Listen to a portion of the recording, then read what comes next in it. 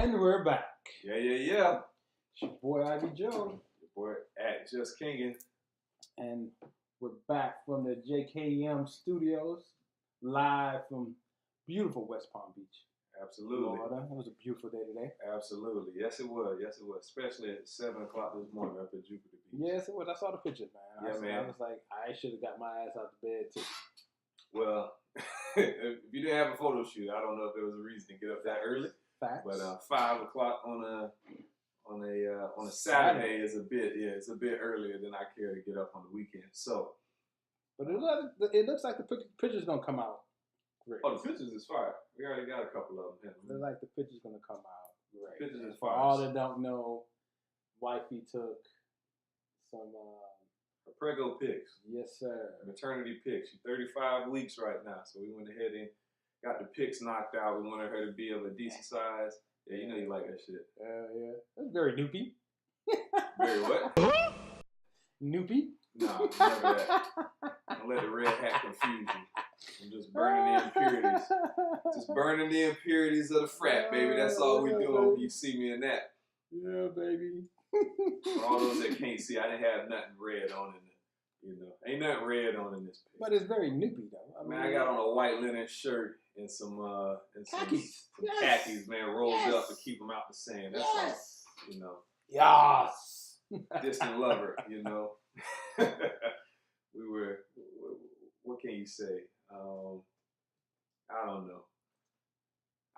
It's like Lost, like an episode of Lost or something. Shipwrecked. Okay. Some rom-com on the island. Something right. like that. All right, so, but we back, man. Another week, another Saturday, another opportunity to discuss some of the things going on in this crazy world around us. It is a crazy world. Yeah, absolutely. Hands down. Before we get into that, it's gonna be a recurring theme, but let's give me a recap of your week, man. How was your week? Bro, I would have to say my week wasn't all that interesting. It was a slow week. Okay. I was ready for the weekend to get here.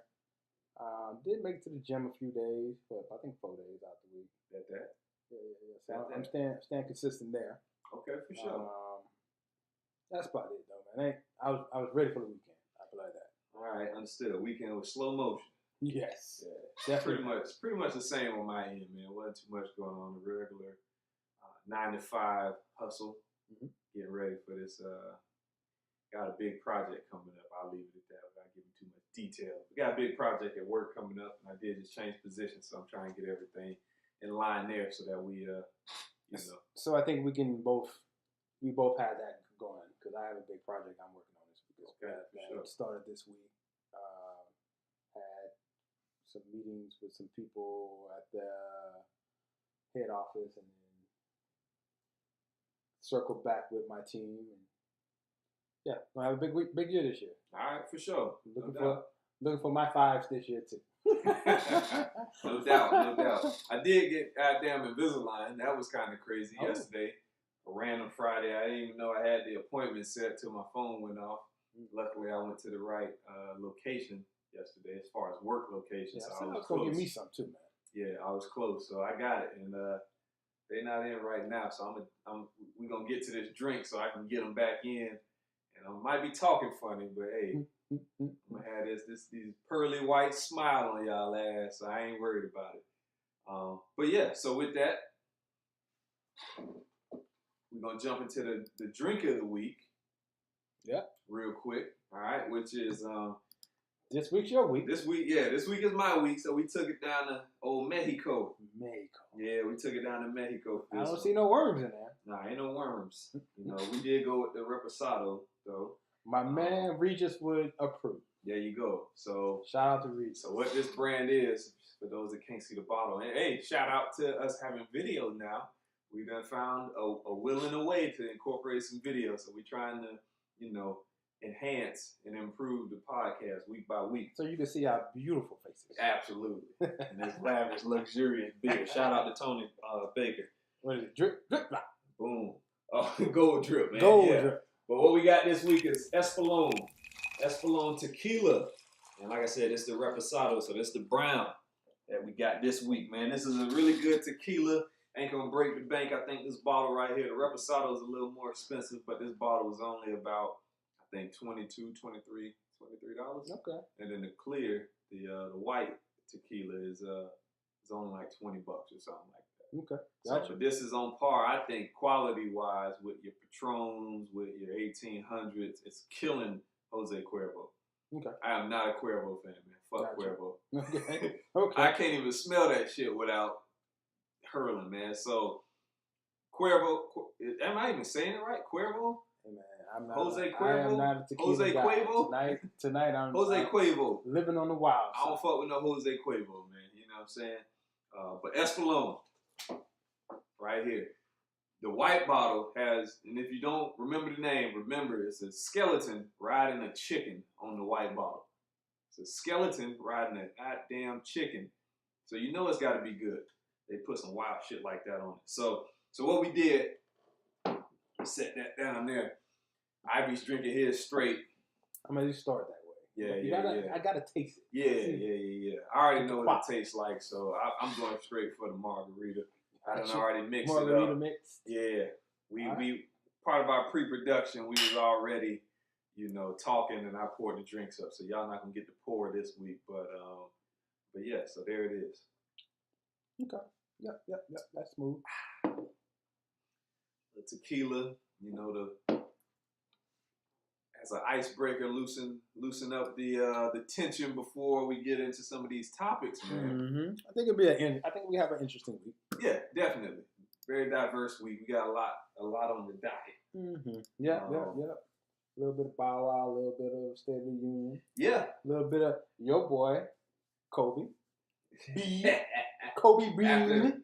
Yeah. Bryant. I think he made like a little cameo last week. I talked about him a little bit, just in a flash. But yeah, Mamba mentality all day. But yeah, we gonna touch on it all, man. It's gonna be a recurring theme this week. You're gonna hear the word cap a lot. Okay. Whether we recapping, which we already did, whether we talking about Kaepernick, or we calling some of these politicians and entertainers out on cap. What is a popular term right now, which is capping. Because a lot of them is capping nowadays. It's cap. So, without further ado, let's get into it. You got to add or a business you want to shout out, man? Somebody you want to big up? Probably do that next week, but it probably have something to do with my wristwear. Okay, no doubt. I'm gonna shout out SLP Studios, a photographer that I use today. Gotcha. For wifey's photo shoot. My homegirl Steph. Met her in the MBA class. Really cool, down to earth girl. Funny, outgoing, and a hell of a photographer, man. So if you're looking for wedding photography, maternity shoots, the in-home, like kind of, just at home, comfortable ass, you maybe just got married or something like that. Yep. Those kind of shoots, she does it all, man. She's excellent. Check her out at SLP. As in Puma, SLP Studios on Instagram. Real dope shit. P is in Paul, baby. P is in Paul. Yeah, Polo, whatever. But the shoot looked dope today, so. Yeah, man. Yeah, I think she said she got about 500 shots. So she gave us a couple to keep us at bay. That's how photographers do. They give you the sample. You want to post something real quick, boom, you got enough to get you by while she goes back to the lab. Yeah, starts editing. Like what you do after we record, man. You got to sit in the lab and you got to create. You got to take this huge body of work, and condense it to something that the people want to see and that the people will enjoy. So, all right. That's it. I guess it's Bow Wow up first, huh? Bow Wow. Shad Moss. Yeah. Well, we got music of the week. Oh, music. Was you listening to something different? Nah, I did not listen to anything new. This week was all about T.I. and Young Jeezy in the gym this week. Well, ain't nothing wrong with that, man. I was going hard. Okay. Which T.I. and Jeezy? I was just album, or you now that Apple went on and decided to fix their shuffle problem. You're able to just shuffle every album. Yeah. I'm just running everything. Okay, no doubt. Because I don't know, for a couple years there, they fucked that shit up, man. I was like, why did you do that? I just got Apple Music like 4 months ago. No, I'm not even talking about Apple Music. I'm just talking about just your playlist. Oh. For about a year and a half, almost 2 years, they took away being able to shuffle all your albums under an artist. Oh, okay. I see what you're saying. You know what I'm saying? Like you had to actually go into be in the album and then you could shuffle that out. Yep, got you. But about 2 years ago, they shut it down for some reason. I was like, that's dumb. Yeah, that is dumb. Well, and then I'm not gonna lie and give you some fake energy like the shuffle feature is really used on my end, but well, I feel you though. That's for the gym. Yeah, no, I feel you. Because even sometimes I just throw it on all my albums, and then I hear music that I haven't heard in years. I'm like, okay, gotta get back on that. Yeah, no doubt. Gotta get back on that. All right, well, no doubt. So nothing specifically. I want to, but I will say this. I think I'm gonna cop that Crit and Dream this week. So okay, I'll probably have something for you. The Dream. I mean, that's 40 songs or something like that. It's a lot. So it's dope though. It is a dope project. I did not listen to that this week though. This week, nothing really new. You know, not new, but new. But I said that on purpose because I've been listening to Nip. Okay. That Nipsey Hussle victory lap, man. Like, hey, that's a solid body of work. Absolutely, without a shadow of a doubt. And shout out to him. Hopefully, he bring his Grammy home tomorrow. Okay, it comes on tomorrow. Yeah, I believe it airs tomorrow. So he been out working. So good album. Nipsey is a he's like the Rick Ross of the West. I will equate him to. He's out here talking businesses and equity and ownership and shit. And doing it his way opposed to the the industry standard way or the way that seems to be most popular now. Yep. And me and Champ have had many disagreements about Nip because he don't like Nipsey marketing strategies, man, with the $100 album and then but when you think about it, man, Steve Harvey got a clip out there, and one day we'll have to have this discussion.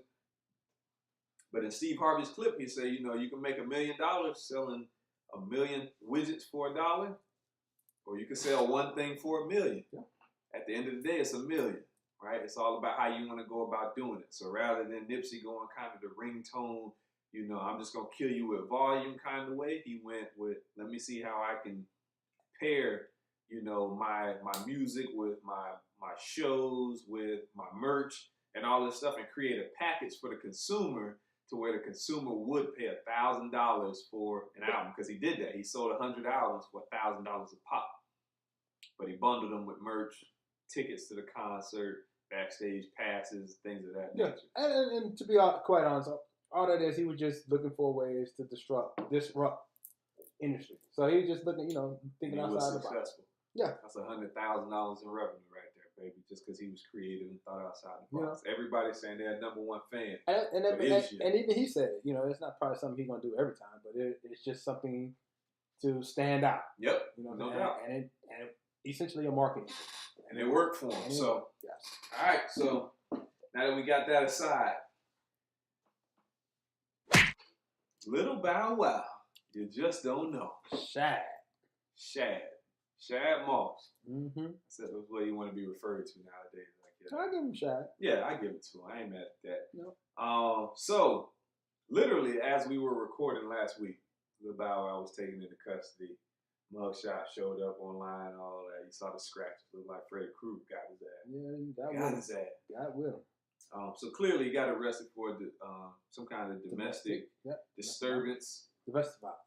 Domestic violence, yeah, is what it is. And so this conversation, I guess, I put it on the docket. It's not so much to discuss Bow Wow, not so much to discuss the young lady who he was in the altercation with, right? But it's to discuss the double standard of domestic violence that exists.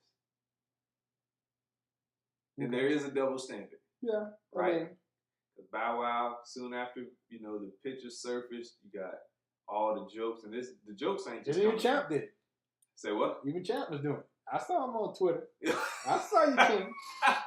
I saw you. They go Twitter getting that man in trouble again. I saw you, bro. baby. I have to save him from so many arguments and so many discussions on Twitter. It's crazy. Even the like button. Somebody had to save him from the like button because he out here liking all recklessly, not knowing that the likes show up on people's timeline.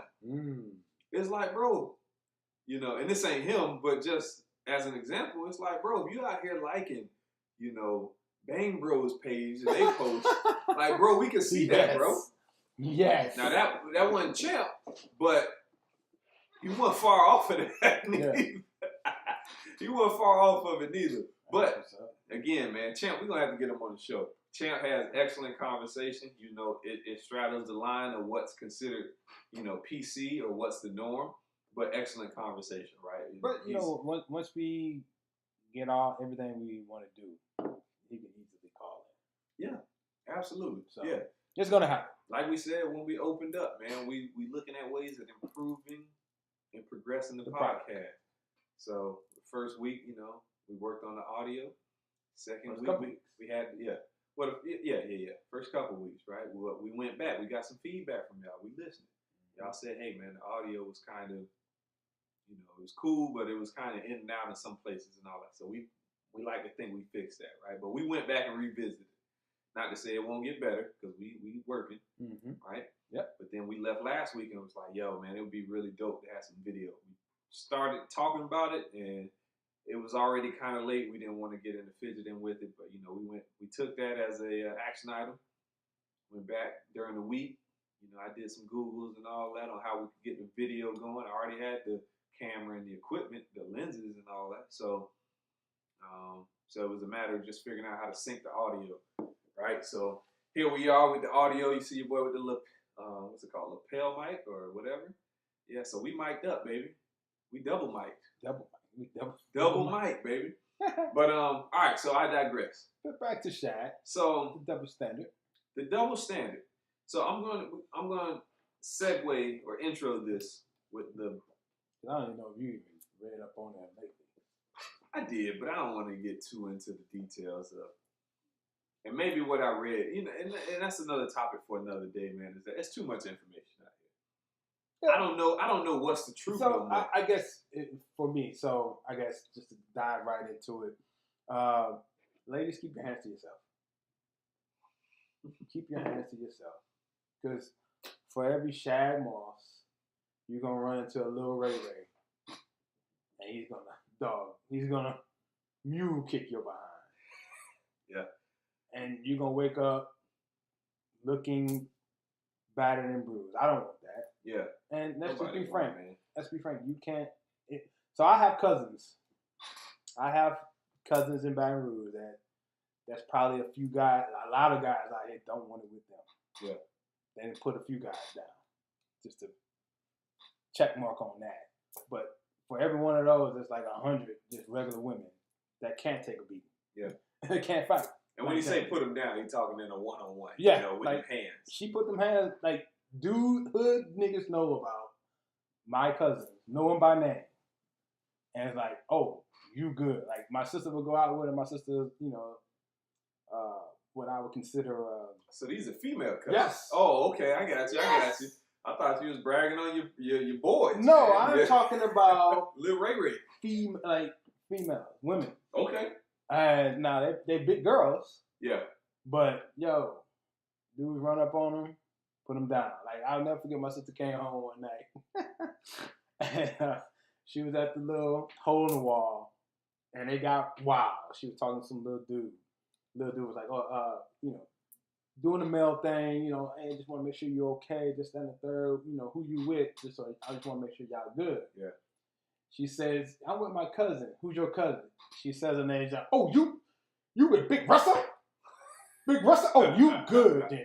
And walks out. I was like, that is what's up. Yeah. That was, I heard about it, but that just confirmed me. I was like, yeah, one of them. But at the same time, for every one of those, it's like 100 regular no female. doubt, man.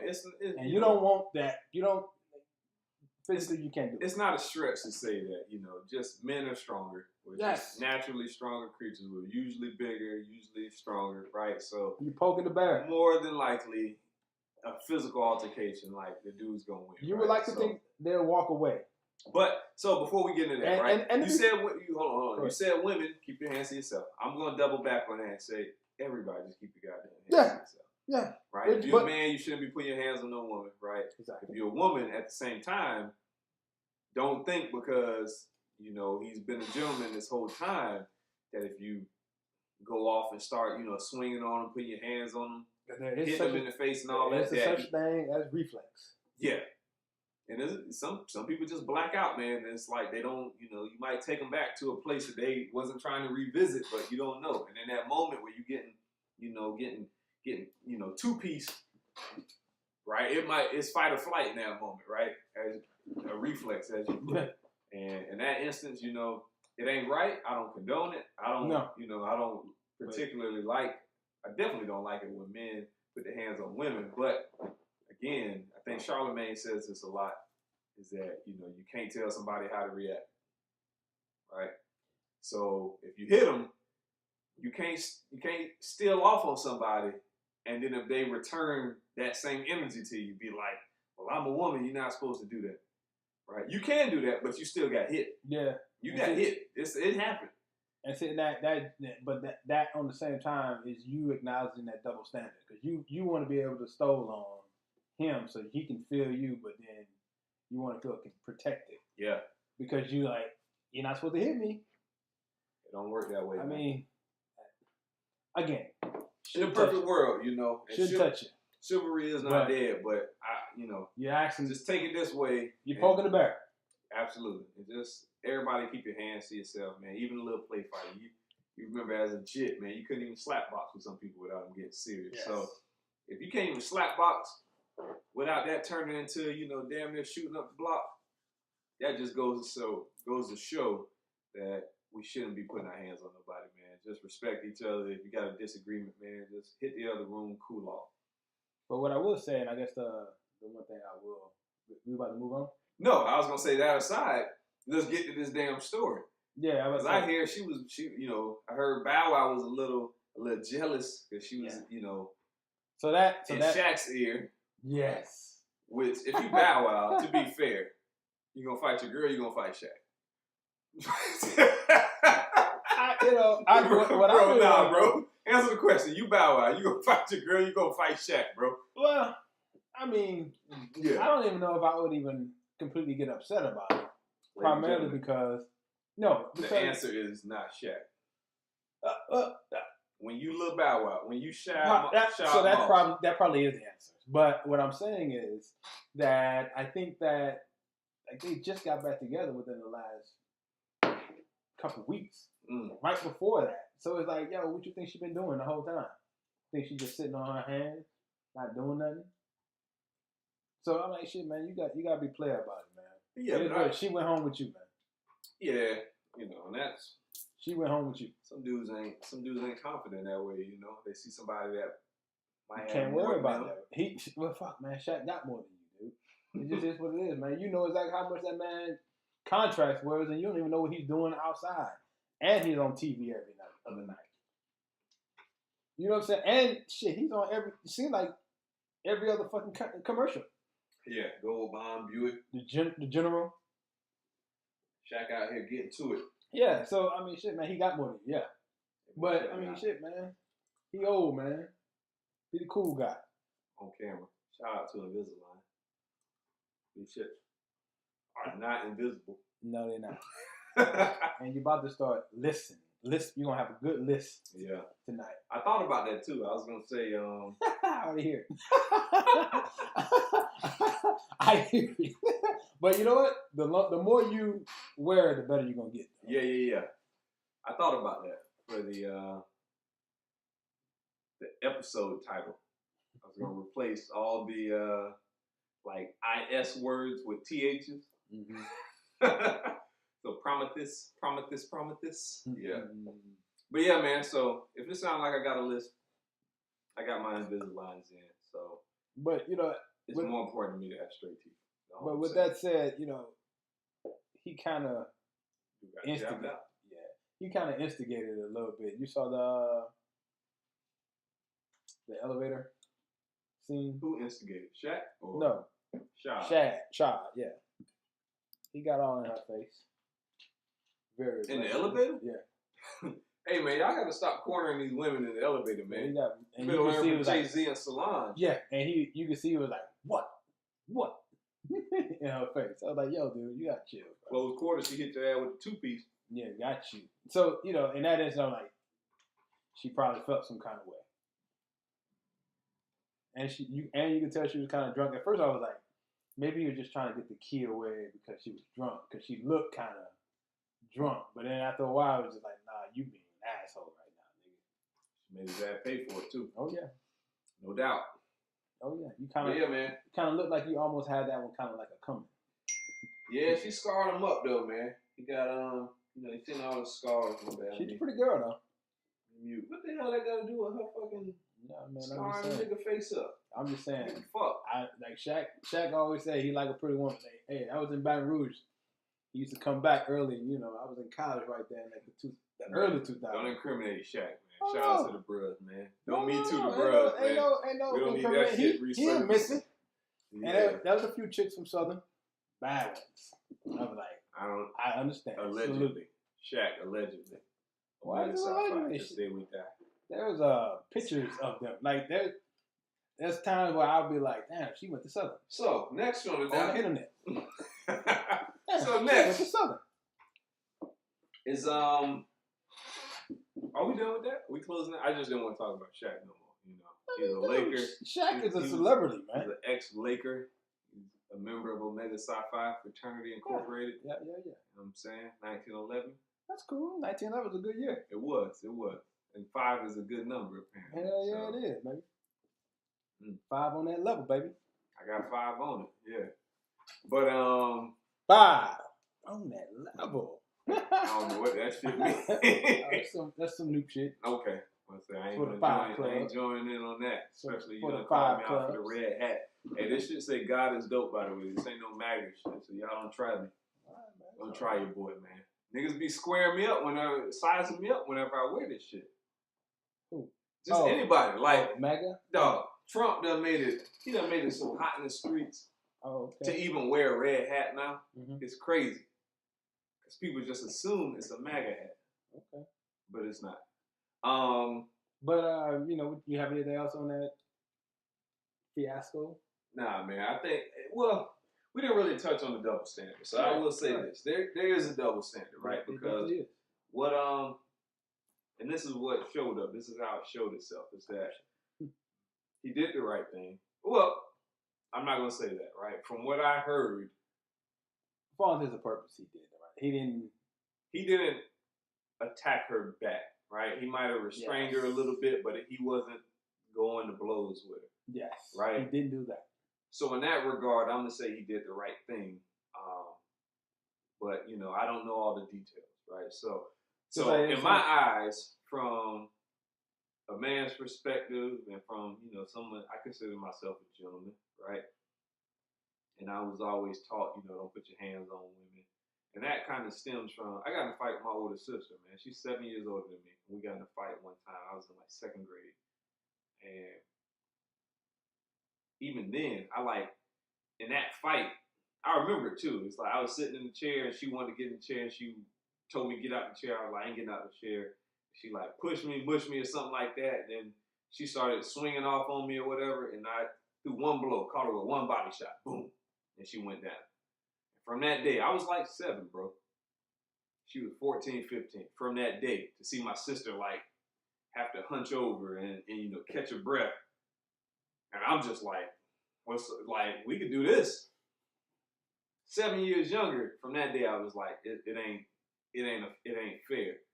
You know, and I don't mean that looking down on women and not like that, but it's just we are naturally stronger. At 7, I was stronger than she was at 14, probably. You know, I could take more of a beating, a battering at that time. So from that moment, it was like, all right, I ain't with this. You know, so to hear that Bow Wow didn't swing off on her and all that, you know, I take my hat off to him.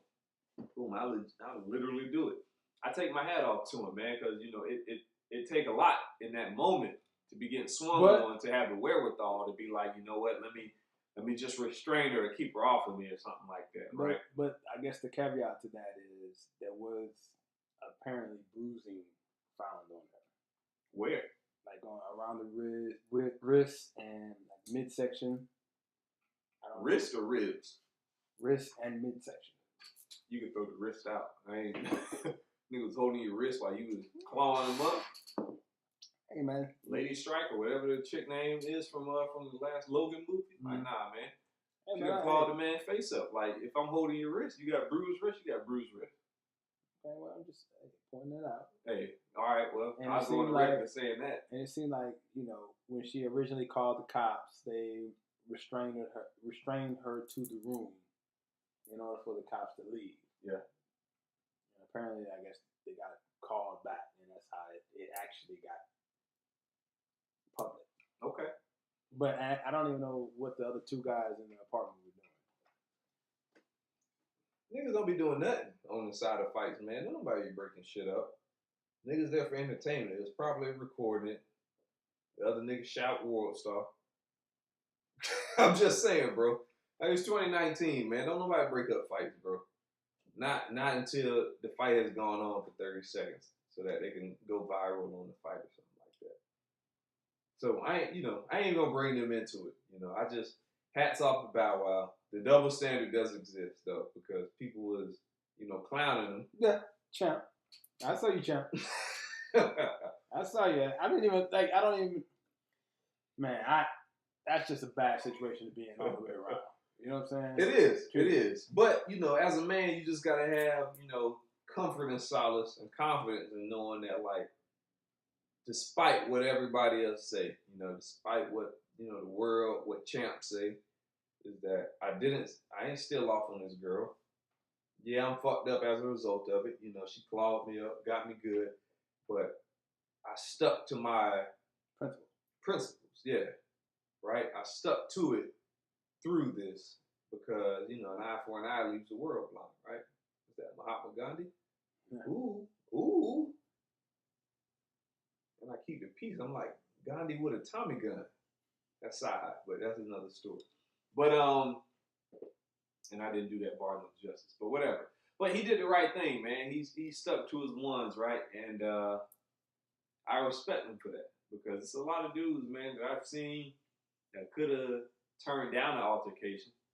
And it could be something as simple as the girl just like, I know it's disrespectful. Like, I'm not saying it's not, I'm not condoning it, but just kind of poking you in the face, putting their fingers in your face and shit.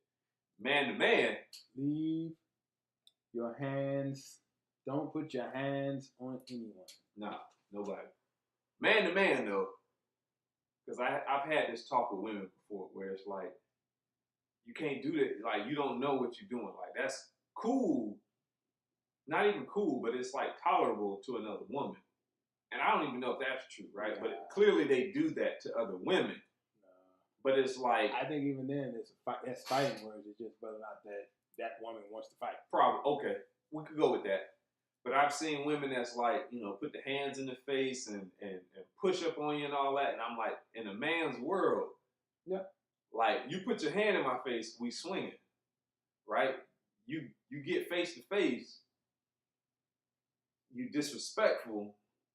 It's like that's how we gotta settle it. That's mad disrespectful, B. Yeah, that's just how we settle those situations. And I'm not saying that's right? No. We could probably change in that regard, but ladies, like, we operate under a different code, eye rolling and shit. Even that, you roll your eyes to a man, and it's like, now we standing face to face to you, and it's just like, yo, word, what's all that eye rolling about? And now you got to address that because there's just a code to respect that that does exist. Mad disrespectful. Women can be mad disrespectful, B. Absolutely. Absolutely.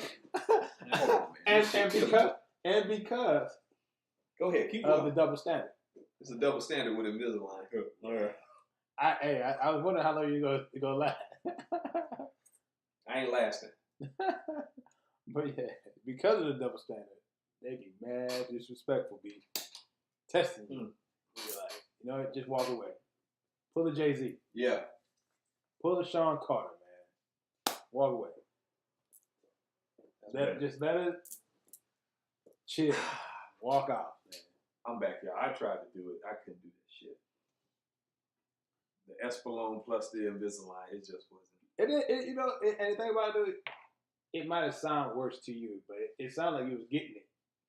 I was, but it's like, man, my lip be drying up and shit, and then I gotta keep fixing my damn teeth and shit, fixing my lips and doing all that shit. We'll be alright. Yeah, we're gonna talk about that after. They say 20 to 22 hours a day, so 2 hours on the podcast won't hurt. Gotcha. Okay, so with that, keep your hands to yourself. We'll recap that topic. Keep your hands to yourself, ladies and gentlemen, everybody, right? Mm-hmm. And hats off to Bow Wow for doing the right thing and not, squaring up with this girl in two-piece. And that might not even be because of him, right? Maybe she just got like Floyd Mayweather like defense and was just dodging this nigga, man, hit him with the shoulders. Although he was kind of very aggressive in that elevator. Yeah. Maybe she was doing the southpaw with the rope shit, with the back shoulder. You was kind of pushing. You was asking for it in the elevator. But instigating is one thing, right? Not saying that's right, but that still ain't physical altercation. Facts. So you can talk all day, right? And I know, the old saying like sticks and stones may break my bones, but words will never hurt me. Words gonna push people to do terrible things. Yes. Right? So we ain't gonna say that. But if somebody punch you, you don't grab a gun and shoot them, right? You don't escalate the situation. I think, but that goes back to what you were saying earlier about your boy Charlamagne. Said you can't. True. You can't control where that person goes with it. And that's where I sit with it. And that's where I sit with it. When she initiates with the situation, you don't have no control of where that person wants to go with it. Yeah, I agree with that. And I will sit right there on that statement, right?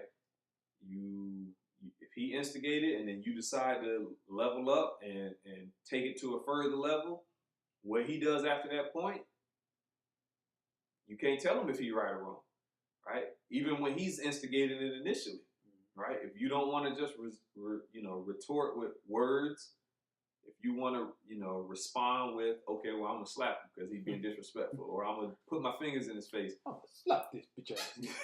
Yeah, that's all you can control is your actions.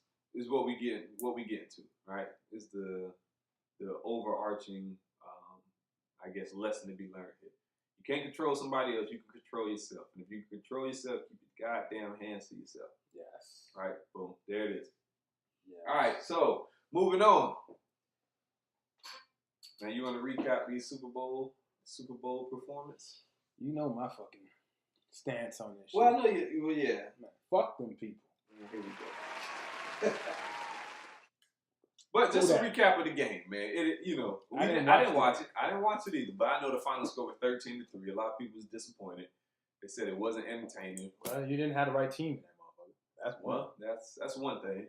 I would say, I saw articles that said this was the lowest rated Super Bowl in the last 10 years. In the last 10 years, yeah. In the last 10 years. So you still had a large amount of people boycotting on both sides, I think.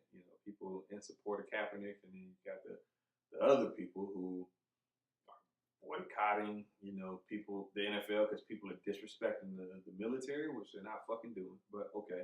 How are they disrespecting the military? You talking about the kneeling shit? Yeah. Oh, man. Yeah. That's their argument, right? Idiots. I'm not saying I agree with Idiots. it. Yeah, I don't agree with it, but that's their argument. So, but it's evident, right, that you get the lowest rated NFL in 10 years, in the last 10 years. I just did an eye roll. I guess I'm being don't do that shit no more, man. Guess I'm being disrespectful. Just off GP. By default, I got to square with you. I'm the only other dude in the room, so it's got to be directed at me, I guess. But yeah, man, low rated Super Bowl performance. I like that it's an Asian dude with the same braids as the black dude that's hitting him in the back of the head right now. Is that allowable? I guess so. I guess you can hit him on the back of his head. Yeah. No, you absolutely can. But I know in boxing you can. Sorry, y'all. We got UFC on with the TV muted. No worries, man. I know on the audio it'd be I cut all this out. Oh, well, there it is. Fuck y'all.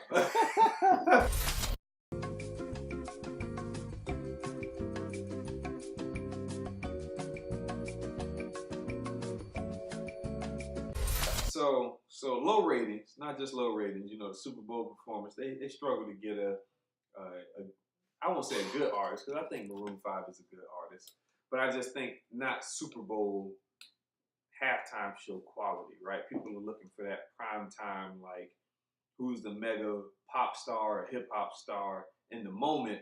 And I don't think Maroon 5 really had the juice at the moment. He reached out to a few people, got denied by a lot of people, you know, Maroon 5, and I say he, I'm speaking of Adam Levine. But, you know, he still was able to get Travis Scott, which is arguably one of the biggest acts in hip hop right now. And I don't know who else. Big Boy. Which he's ATL. Yeah, he's ATL. Royalty. But I heard a hot take that, you know. Take it. Yeah. What is a hot take? Go ahead. That, you know, it's Big Boy. Yeah, it is Big Boy. But when he's not with Andre 3 Stacks, do we even care? That's a hot take I heard. Right? Not saying I agree with it or disagree with it. I don't know about that.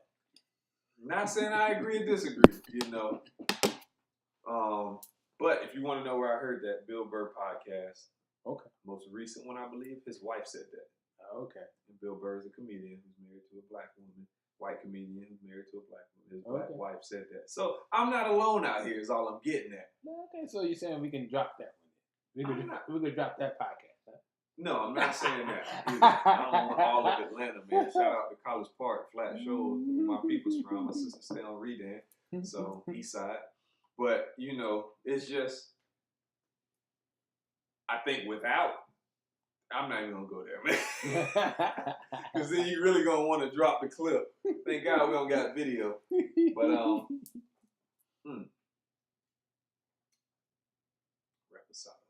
I don't even know what that means. I don't even know if I'm saying it. We're going to look that up. Reposado.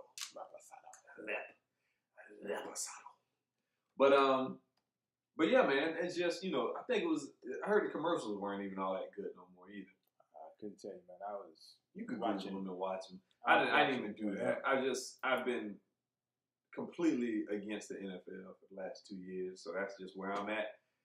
But it just seems like, you know, it's telling, man. It's telling that they gotta change. Like you can't continue to be this corporation that plays the fence, right? Now, whether or not, at least publicly, right? Because I can speculate with Nike and the Kaepernick ad, but what they're doing behind the scene or whatever, because I don't think they necessarily align either. But publicly, the NFL is clearly taking a stance against the player's stance, or at least against, you know, Kaepernick's initial stance.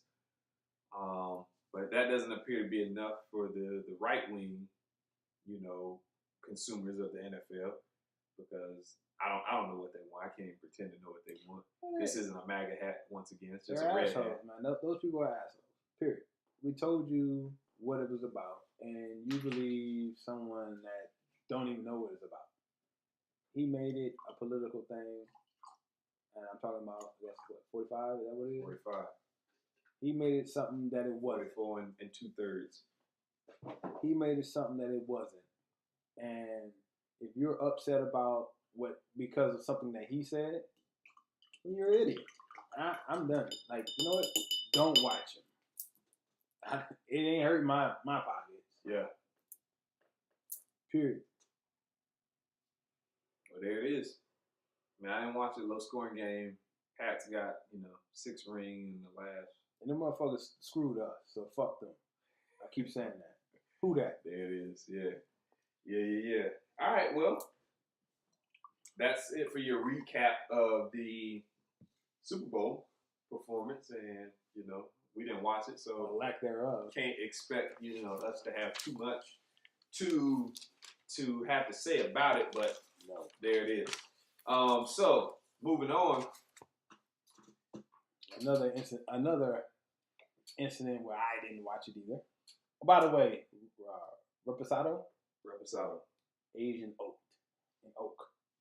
That's the difference. That's what that means? Yeah, it's a type of tequila that's been aged in oak. Okay, oak barrels. Aged in oak barrels. In oak. Okay, like you said, and okay. Aged in oak barrels. Gotcha. Reposado. There it is. Espolón. So this past week, I think it was Tuesday, they had the State of the Union address. And I'm not a super political guys. So I thought that this would be interesting, right? To get out of my comfort zone. Shout out to one of the posts that I posted earlier this week. Right, get out of my comfort zone and tune in and kind of see what 45 had to say and what the State of the Union is. He did it for the both now. of us. Yeah.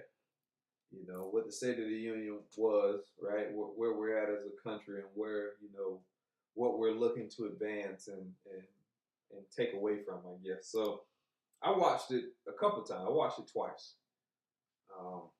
And I took some notes, man. And I got some interesting, a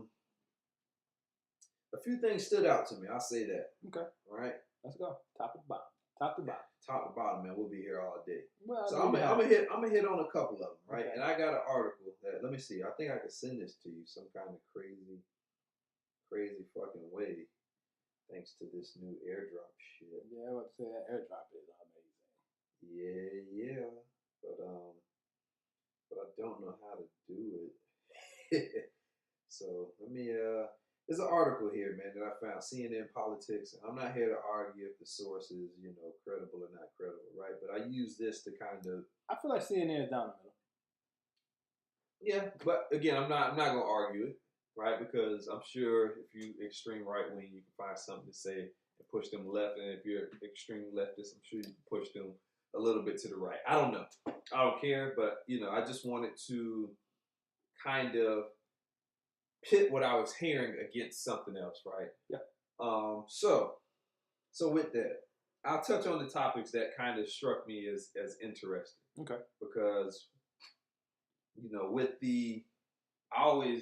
I don't always say this, I guess, but I say this is that, you know, with an engineering degree, you know, I fucked up because I learned how things really work, and I learned how, particularly mechanical. Yeah, mechanical, right? But I've learned how things work where the average consumer doesn't know. So I know when like you're overselling something to get more money, but we're not getting the benefit of it as a consumer. I'll put it that way, right? So I can see when things are. It all ties into marketing, really, right? And then the NBA ties into that as well. Where with the NBA now, I see the business implications, and I see how you can say one thing, but in you saying that, there's 5 other pieces that's moving around it to get you to ultimately some goal, some unknown goal, unknown to the public, but a goal that you have identified, right? Internal. So with politics, you know, they use lobbyists to do that. Yes. Right? They use lobbyists to go in to fight these fights to get rules and regulations put in place to where the government is in favor of a company's operations, right? Whether that be tax breaks or incentives or, you know, whatever, right? It's a bunch of different ways you can do it, but I listen to things and then I look at the environment around it. Mm-hmm. So I thought it was very interesting that, my bad, I just hit the mic, so you probably got a loud feedback. But I've been grabbing this little thing all night. Oh, damn. I had to get used to that. Yeah, me too. So I thought it was very interesting, man, that, you know, Trump he big up all the women in Congress, right? You know, he's such a sucker for applause, though, man. I don't know if he and you know what? Because he meant it or he just did it so he can make sure he got applause from the Democrats as well. Hey, I got some hot takes on this too. Go ahead. And we'll get to them, right? But it was like this is beside my notes. Okay. This is just miscellaneous. I got down here Nancy Pelosi facial expressions. Like, cut that shit out, man. You behind the dude in the camera. Every time you say something she agree with, you know, she clapping, doing like the gator clap. But then when you say something she don't agree with, then twisting your face up, man. We see you back there. Calm your ass down, man. So that's how I know. How many of the State of the Unions did you watch under Obama? Because they did it to him as well. Yeah, but we ain't talking about that right now. We talking about this State of the Union. Okay. So I typically, the only reason I brought it up because I just think that's part of the course. If you have opposing, I get it. Groups. But that's stupid as hell, man. Don't put somebody back there with just crazy ass facial expressions. She's third in line. Like if he goes down, Pence goes down, she's the president. I get it. Stop all the damn facial expressions. That's I didn't why say both don't of have them her up back there. That's why both of them up there. Yeah, I get it. I get that. Stop all the goddamn facial expressions. You don't agree. You didn't agree when he came out here. You knew what he was gonna say. It's part of the course, bro. Shit ain't for the culture, man. That's just some cool shit to say. So I didn't say it's for the culture. I just said that's part of the course. Oh, okay. I thought you Part said of the course. For the culture. You're gonna Part say, of come the on, course. man. Killer Mike would be, Killer Mike would be disappointed. All right, so that was one of my bullet points, right? The next bullet point was this standing and sitting. Sit y'all ass down. They stood and sat. If I would have kept count of that, it had to be at least. This shit was worse than Catholic Church Mass. Man, I hope we do this for a few years, man. Standing and sitting? No, this podcast. Oh. So we can talk about this, because you're going to realize they do that a lot. Bruh, they need to cut this shit out, bro. Look, all right, this ties into my next point, right? Okay. The standing and sitting. They stood and sat 50 times for each little mini speech. Way too much standing and fucking seat. Okay. The best seat in the house was in a wheelchair because you ain't got to stand up at all. You could just, and I don't even know if some of the people really got problems with their legs. I think they just didn't want to do the standing and sitting shit, so they sprained their ankle before the fucking thing. I don't know, bro. Yeah, that would be my play. Every year, State of the Union, I think it's like twice a year they do them. No, once a year? And I don't think Fuck, shows what I know. And I think it's every other year. Well, so this is only his second one. I tell you what, if you got to do that shit every time, I'm spraining my ankle. I'm playing pickup ball right before the fucking thing. Right before, with a doctor, with a podiatrist. That's a doctor on feet. So I can sprain my ankle, and he's like, yo, you need to be in a wheelchair. Oh, damn, so you mean I can't stand during this? It sucks. Yeah. It sucks. It's stupid, bro. Why they standing and sitting so much? Sit your head down. Then to tie into that, I got, what's up with clapping after every sentence? This is just my rant of listening to this because it makes it so, they're not even clapping at like in opportunities where you need to clap necessarily, right? And which ties into my next point. You got people who are clapping and he ain't even got to the punchline yet. He didn't even drop like the, make America great again statement yet. This nigga's like, we want to make, and then.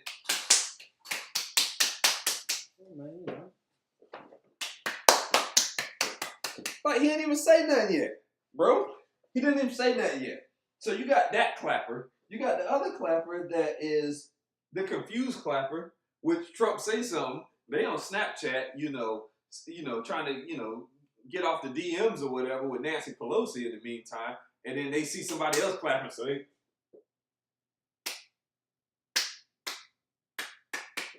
Like, you don't even know what you're agreeing to. Gotcha. And we got you on camera doing it.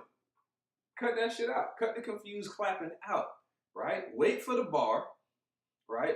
And I think that was my last one. Some of the bars ain't even bars. Like what? You got a example? I ain't got no damn example. It was many, though. It was many of them. Trump is just like, America's been here since 1776. That's not a bar. That's history. Like, we know that. At least you should. Especially if you're a Congress. I don't even know if I got the date right, but 1776 sounds about right. It sounds like it could be the founding date of America, right? It sounds about right. The founding year. But it's like, he didn't even drop no knowledge or he didn't even say nothing that was profound and people just clapping. I think that's a hot take, though. 1776? Let's see. You gonna call me out on the date? It probably is. That's a hot take. I never said I was a history major. I said MBA and engineer. Yep, that's it. July 4th. July 4th is that's Independence Day. That can't be the founding day. But that's when we started. Yeah. 1776? July 4th, but that's when we got our independence. Independence Day is when we look at that. Won our independence from England. We're going to taught y'all something today. We're going to taught y'all about American history. Inadvertently. Yeah. So now that I got all those my rants out, right? Mm-hmm. Fucking random clapping, Pelosi making all these faces of people standing up and sitting down like, it's the cha-cha slide instructions. The dude that sing cha-cha slide got to be back there saying, all right, stand up one time. Nigga, stand up. Sit down one time. Mm-hmm. That's got to be going on off camera, bro. I don't know. Whatever. So he talked about women, right? Yep. Big up Congress for having the most women in Congress in the history of the United States, right? That's a clappable. You can clap for that. We give but I felt like that was he knew that was like that's catnip. Well, yeah, of course. So they're all standing up and they're clapping, right? They're celebrating themselves. A little later, Trump hits their ass with he wants to eliminate abortions. Yeah. But specifically, I'm not going to. I like that little pause I put there, just long enough to make a clip, right? But he doesn't want to eliminate all abortions. He kind of dialed it back a little bit. He wants to eliminate late-term abortion. So they say that that's not necessarily true. I believe it. Like there's technically there's no such thing as late-term abortions. Huh? That's what they say. Who is they? Expert. Hey, let me tell you, boy. When people say they say, I be getting pissed. Experts. They need to mind their damn business, and they don't. They is in everybody's business. True. So we gotta start putting a name on. Well, and from my understanding, he brought that up because New York State just passed a law, right, that protected women's rights, right? And the reason why they did it is because they fear that because of the 2 additional justices that Trump put Shout on out to Justice. Yeah, put on the court, that there could see some rolling back of the protections that women have on their Roe v. Wade. So they took the steps of putting state law into place that will basically protect their rights that they have right now. Word. So that even if, say for instance, some laws on the federal level got rolled back, the state law technically would trump, at least in state. So that's what they did. And so apparently he used that to, kind of as catnip to rile up his base. Of course. Because it's always trying to get some clips, man. Trying to get the clips. But yeah, so that's in essence what I was seeing. It's like, okay, there's gotta be something behind the scenes here. Because they say so what he's talking about, I think when they say late terms, I think after the 21st week. He defined it as when the baby can feel pain. So there's a and that's another thing. That's still a lot of debate on whether or not when they can't feel pain. Yeah, what age can fetus? That's debate on that. Feel pain. Do fetuses feel pain? But and I think 20 weeks. At some point they say, so like I said, they say 20 weeks. They say 20 weeks is like after 21 weeks or whatever. Yeah. Right? They say like 95% happen before then. Yeah. And when it does happen that late, it's 9 times out of 10. I mean, some stupid high percentage is because the woman's life is in danger. Mm-hmm. So in that instance, it's like, what do you want? You want her to die, or yeah. You want her to die? Matter of fact, do you want both of them to die? Yeah. Yeah, that may be a miracle and both of them survive. But yeah. No doubt. Okay. All right. Well, that was one area that stuck out to me. Like I said, is that you make all the women stand up and salute them, and then followed by that, you tell them, "I'm gonna tell you what you do with your body." All right. That was kind of a jab, if you will, a gut check. Yeah. A heat check to me, at least what I consider. That was a hot take, huh? Was that a hot take? I don't know. Would you consider that a hot take? I think my rant was a hot take. I don't think that was a hot take. I think that's just my perception of it. It's just that, it's... No, I'm talking about Trump. What, Trump did? Nah, I think that wasn't a hot take. Okay. I think that was, I don't think a hot take can be planned and coordinated. But he did take a stance. He took a stance, but I don't think a stance is a hot take unless it's done off agenda. Now, if Pelosi would have stood up and said, you know what, I think this guy's on to fucking something, right? I think that I think that would have been a hot take for she's a Democrat, right? Yeah. Yeah, I think that would have been a hot take for them. But he started talking about jobs. Okay. Yeah. Right? 5.3 million new jobs, mm-hmm. which the CNN article disagreed with. In this article, I wanted to send it to you. Maybe you could pull it up over there if you Google the title, "How 19 Claims Trump Made During the State of the Union Checkout." So, how 19 claims Trump made during the State of the Union checkout.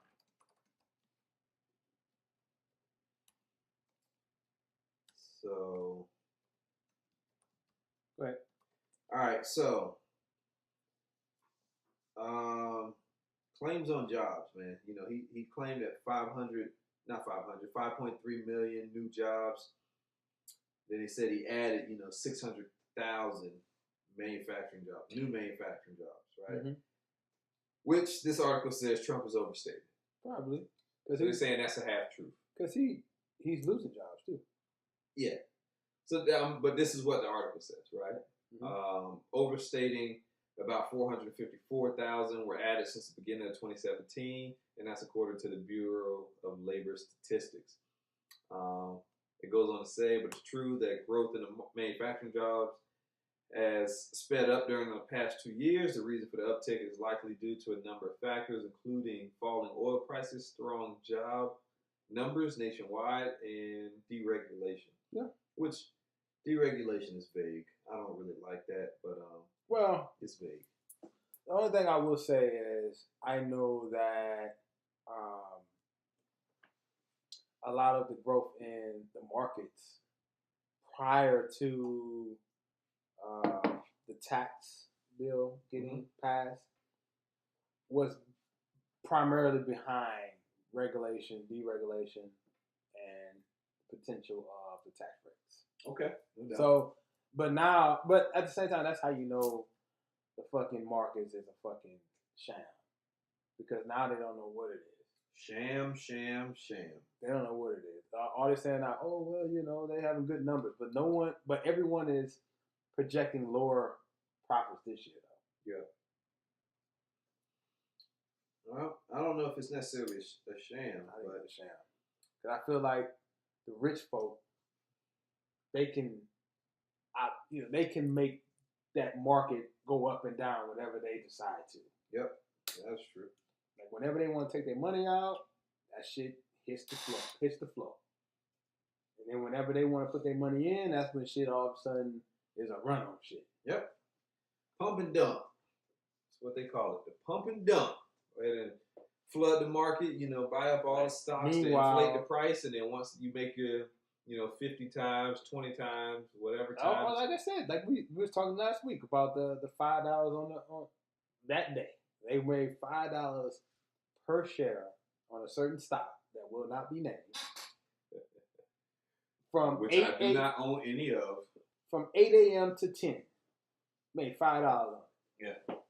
Stock went up 5. Well, you gotta check the news, man. Sometimes in the news, something big is announced, big contracts are secured. It's always something. But them people tend to know it's coming.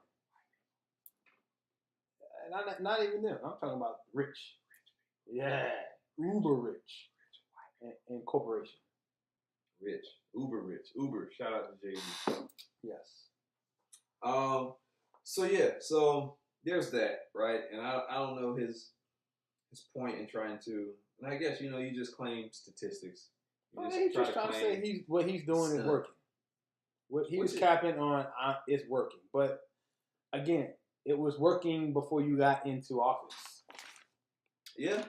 And some of that may be, residuals of the Obama administration coming into play, right? Because you don't really see the results of these things. You're lagging indicators, or even if you have some leading indicators, they aren't immediate, right? You implement a program, you got to put the program into place, right? It takes time to roll the program out, and then to see the results of the program, it takes more time. So some of these big programs, man, you'll get 1 to 2 years before you can actually measure and record them and baseline, right? Statistically speaking, you need, I think, 33 or 34 data points to have a sound sample. Have big boy samples, put like that. Yeah. To have Andre 3000 samples. Like, come on. Okay. See? Just you really don't want to go home. You really don't want to go. You don't want to go I back can go to home, ATL. but I'm in Florida, man. As long as I don't say nothing about Trick Daddy Applies or Uncle Luke, I'm good. You know? But yeah, so he mentioned that. There was another mention that women, I think this goes back to one of my points, I think from one of the podcasts that we didn't release, that the tides are turning, man. This thing said women are occupying of the created jobs in the last year. So of the 5.3 million jobs that he claimed were created, new jobs that exist, not the manufacturing jobs, not the 600,000, of the 5.3 million, he stated that 58% of those are occupied by women. Yeah, and I think, and a lot of experts brought up the fact that a lot of them are in low-wage jobs. So you are touting putting women in low-wage jobs. Yeah. But I think it's telling that if that number is true, right? And let's just say whatever the number, it doesn't matter, right? Yep. It's it doesn't matter. It matters not. Of that number, over 50% are women that are occupying these jobs. What does that say to you about the state of, gender relations? They say race relations, but what about sex relations, gender relations, sex relations, whatever? I mean, I don't know what the hell to say now. What are you trying to say about that? I mean, there's more women in the country than men. So yeah, but it's 51-50. It ain't, or 51-49. I said that shit with supreme confidence. That shit don't even add up. I'm an engineer. Damn. It's always like 49-51. It's never, and that just comes, some of that is just women live longer, right? Women are, I don't know if they include the incarcerated or not in a lot of those studies, but men are incarcerated at a higher percent than women are. So it's reasons to offset to explain why there are more men or more women than men. That still means that there are more participants in the workforce. Does it? Yeah. Just because there's more, you don't mean 1% more or 2% more doesn't equal 8% more working. No, see, I think you're misconstruing that number. That now what made that new job. Yeah, because basically that doesn't mean that there's 8% more of them. That just means there was 8% more of them being able to find jobs. True. Because the males probably already had jobs, whereas these people probably come from like. Is that a hot take? No, I'm just saying. So you're saying women ain't out here working? I mean, they could have been housewives, or like lost their job and needed another job. Yeah. Had another low wage job and needed to find another low wage job. Okay. That's interesting. That's definitely a perspective I didn't consider. And then you got to think, because you got to think about it like this. You got to think. We just got out of the holiday season. Yep. So those seasonal jobs, if that was kind of like your main source for about 2 months, now you're out of work. You got to find another job. What percentage of the U.S. workforce is male? So there was a couple things on there. I didn't watch. I did, pick up the Cliff Notes. As a good. I should have did that shit instead of wasting 2 hours of my day. I wasn't watching that fool, bro. I ain't watching that, so he ain't getting no ratings. But that was a couple things that he brought up that I would like to discuss, and I'll probably run through it real quickly. But one was the North Korea summit. Now, one of the hot takes he had was that essentially we would be in a war with North Korea if he wasn't president. That was a hot take, yeah. In his opinion. I'm like, motherfucker, you the reason why we was in the bullshit with them in the last 2 years. Because him and Sony with that the interview. I wouldn't even say so. All right. Let's say, for instance, I give you that. But that's just Sony making a business decision about a movie, right? And they just got upset about it. they weren't nagging him. Trump was nagging this fool, calling him Mr. Rocket Man on Twitter and in interviews. Kim Jong-un ain't got no Twitter. He may not have it, but someone told him about it. I'm just fucking with like he got us in that situation. So that's like, yo, you basically manufactured a crisis and then try to say, well, I saved us. What did Dave Chappelle say in that at the end of his special?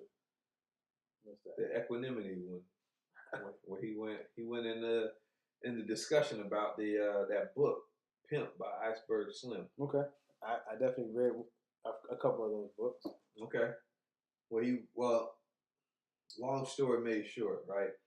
Is that he said that the pimp would basically fabricate. I'm paraphrasing here. Mm-hmm. Basically fabricate some peril or danger to keep a wrangle on his bitches. Okay. Right? Iceberg Slim words, not mine. Yeah. Right? So Dave Chappelle's example was, he had a young lady that was working for him or whatever, who he knew was at the end of her wit's end, right? She was about to take off on him. Mm-hmm. So what he did was he said, hey, I need you to do one last job. I got this doctor or something like that, big money customer. You just take him over here to the motel, do whatever, right? And then he'll pay you, and then that's all I need. So the doctor was some dude that he knew that he might have paid to go in there and act like he had a heart attack or something like that. So girl's doing what she was told to do, thinks that the guy had a heart attack, runs back to the pimp, says, like, I don't know what happened, like, this is whatever, but, this just happened. I was doing everything like we agreed to do and all that.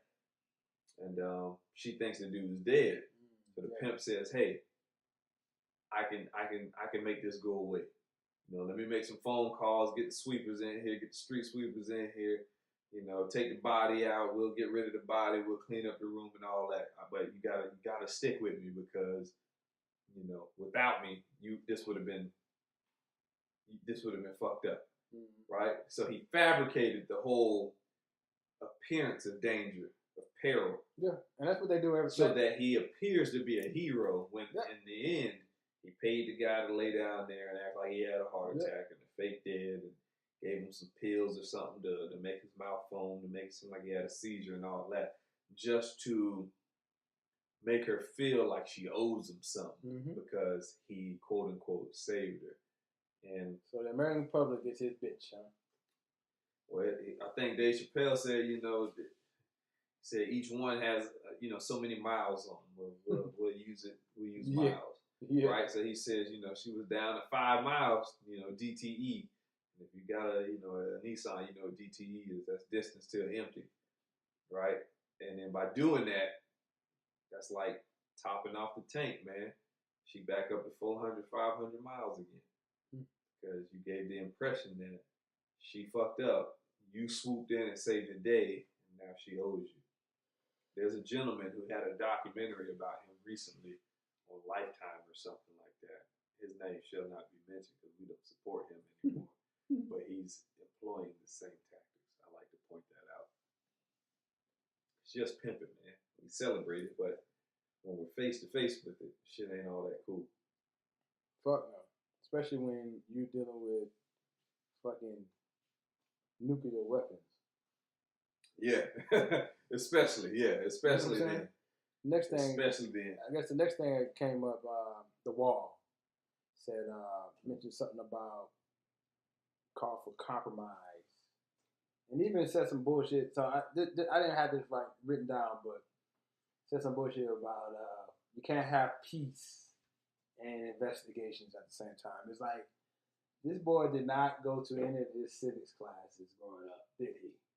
Like that's essentially what they are supposed to do. Yeah. They are supposed to be watching you and making sure you tote the line, boy. But anyway, back to the wall. He calls for a compromise. But the thing about it is, that's a lot of people on his side of the aisle that don't want the wall either. Yeah. So the compromise is there. They're compromising like, okay, well, And because the biggest thing, I think a lot of people don't know this. The biggest thing is the areas in which he wants to put the wall in right now is basically in Texas, right? Yeah. Neither one of the senators are on board with it. And you know why they're not on board with it? I'm assuming because there ain't no issue. That and the land that they want to put the wall in is majority privately owned. And you think those large landowners want to give the United States any bit of their land? No, because them niggas is in on the cartel money. You know what I'm saying? Hey, maybe. I'm not, allegedly. Allegedly in on the cartel money. You know what I'm saying? Like, that's the big problem right now. They're going to have to use... they smuggling Espelon over. They're going to have to use eminent domain if they're going to be able to do it. And even if they were able to get the money to do it, they're going to be in court years. Yeah. Years. Well, so it's stupid. It's stupid. They don't want it. I mean, the people in Texas don't want it. But a wall already exists. That's the thing that like people don't. It's like we barriers exist. Yeah, I mean, it's a wall. There's some are walls. It's a fucking wall. It's not the Jurassic Park wall. It's not the electric fence. Fences. Yeah, it's not the electric fence or whatever, right? And you can say whatever, but I've been to the San Diego border. That's a wall. That's a wall. Yeah. So some places there's a wall. Some places it's just a tall chain link fence. Some places I don't know. Right? I don't know. It might be a hole in the fence. It's just like don't nobody live fucking out here, so who knows? But something exists most of the way. And he made that statement. He made that statement that, and I don't support Trump, right? But I try to, with politics, like, I can honestly say I truly don't support nobody.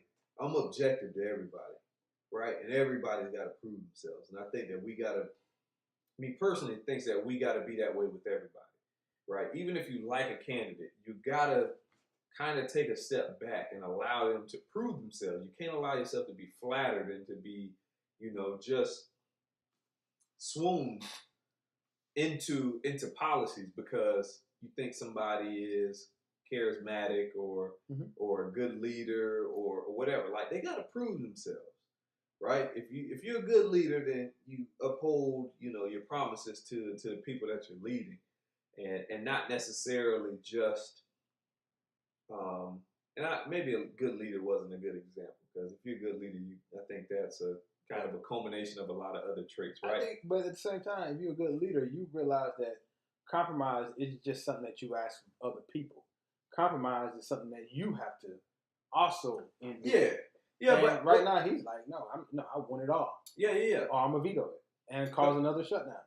But I get that, but I guess what I'm getting at is that we've had presidents that were popular. Right, that turned to not be the best for us, and I'm speaking of Bill Clinton, right? And I'm speaking when I say us, I mean of black people, right? With the war on drugs and how that played out in the end. And I think, and it wasn't just him because he met with like black legislators and they thought that would be best, and it turned out to work against the black community. Yes, but. That's an instance where it's like we need to be holding him accountable. And we're saying that like, hey, we put you in office to try to help us alleviate or eradicate, this issue of drugs in the black communities, right? Because we're being arrested at alarming rates, incarcerated at alarming rates. So we need help with that. And we're finding that under this bill, the opposite is happening. Right? So you need to put pressure on them to reverse that. But one thing I would say also, and then you was probably a little young because I was, I recall Bill because I was in middle school when he got elected, and during the height of like '94, the summer of '94 was crazy in the States. Like there was so many killings going on, so it was like it was just almost an impossible situation. That as with anything, you're gonna overcorrect. Yeah. And that's exactly what happened. Yep. And then afterwards you realize, oh, we kind of fucked ourselves. That's that. But just saying but then again, like we just said earlier though, it takes 34 points of references to have a good statistical sample. Yeah. last about 2002. Hey, if you're a statistician or actuary scientist or something, hit us up. Let us know if we right. Because as with anything, that's kind of another thing that kind of fucks us. When you pass laws, they don't go right in. Yeah, they take a year and a half, and then it takes another year or two before you realize you're getting fucked. Yep. So you're about 4 years after the law is actually implemented, what's great about passed, that is that before you realize that he was in office for 2 terms, so we could have got that there. But I'm just saying that to say that we shouldn't have blind loyalty. That's all I'm saying. And the only reason why I want to correct you on that, or at least point this out, he got elected in '96, so that was still in that he did something for us. Yeah. Phase before it was like, oh shit, we are actually. I don't think we realized that it didn't work out for us until the 13 documentary came out. I don't think a lot of people were aware of it until that documentary. I think the masses found out. Ava DuVernay did that documentary. Yeah. Shout out to her. Right? I think the masses found out then. Yeah. But so it's here we are 20 years later. People that actually looked at looked at the numbers, and the numbers always been there as far as like, yeah. You know what I'm saying? If you, especially like someone like myself that got an MPA, did a lot of researching, across the board, you know the numbers. Yeah. It's been there. About marijuana. That shit was there back in like 2004. Like told you all, like, no, it's not really a gateway drug.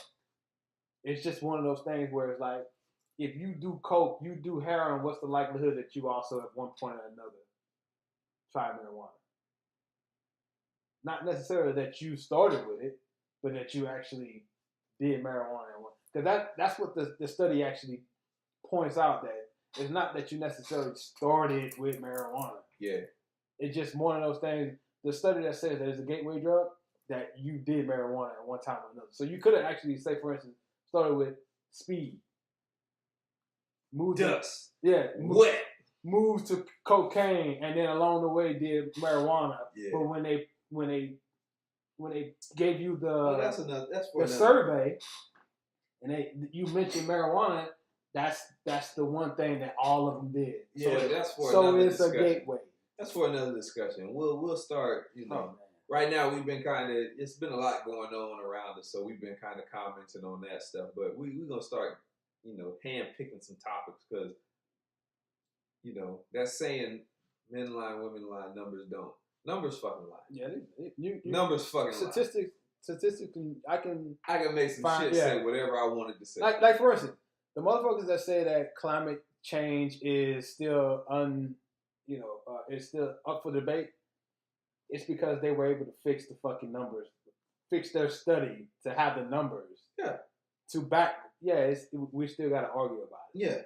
But if you were being honest and had like a real study, it's not. Only people saying that shit is like people who invested in like oil and derivatives. But at the same time, like what we just said, coal and shit. You can fix your statistics to say anything. Absolutely. To back anything. But right. I guess the next thing, I had another thing I wanted, and then we can get off of it. But this is something that. Yeah, because I'm gonna cut the next topic down a little bit, but I just want to. But the only reason why I brought this up is he brought up drug prices and protecting pre-existing conditions, and in October they fucked the ACA again. You know what I'm saying? Who is the ACA? The ACA is Obamacare. That is the official name of it. Okay. ACA. American Care Act or something? Yeah, I think so. Something like let's look it up. But essentially, they gave new guidelines that gave states Affordable Care Act. Yeah, but they gave new guidance that allow for state governments.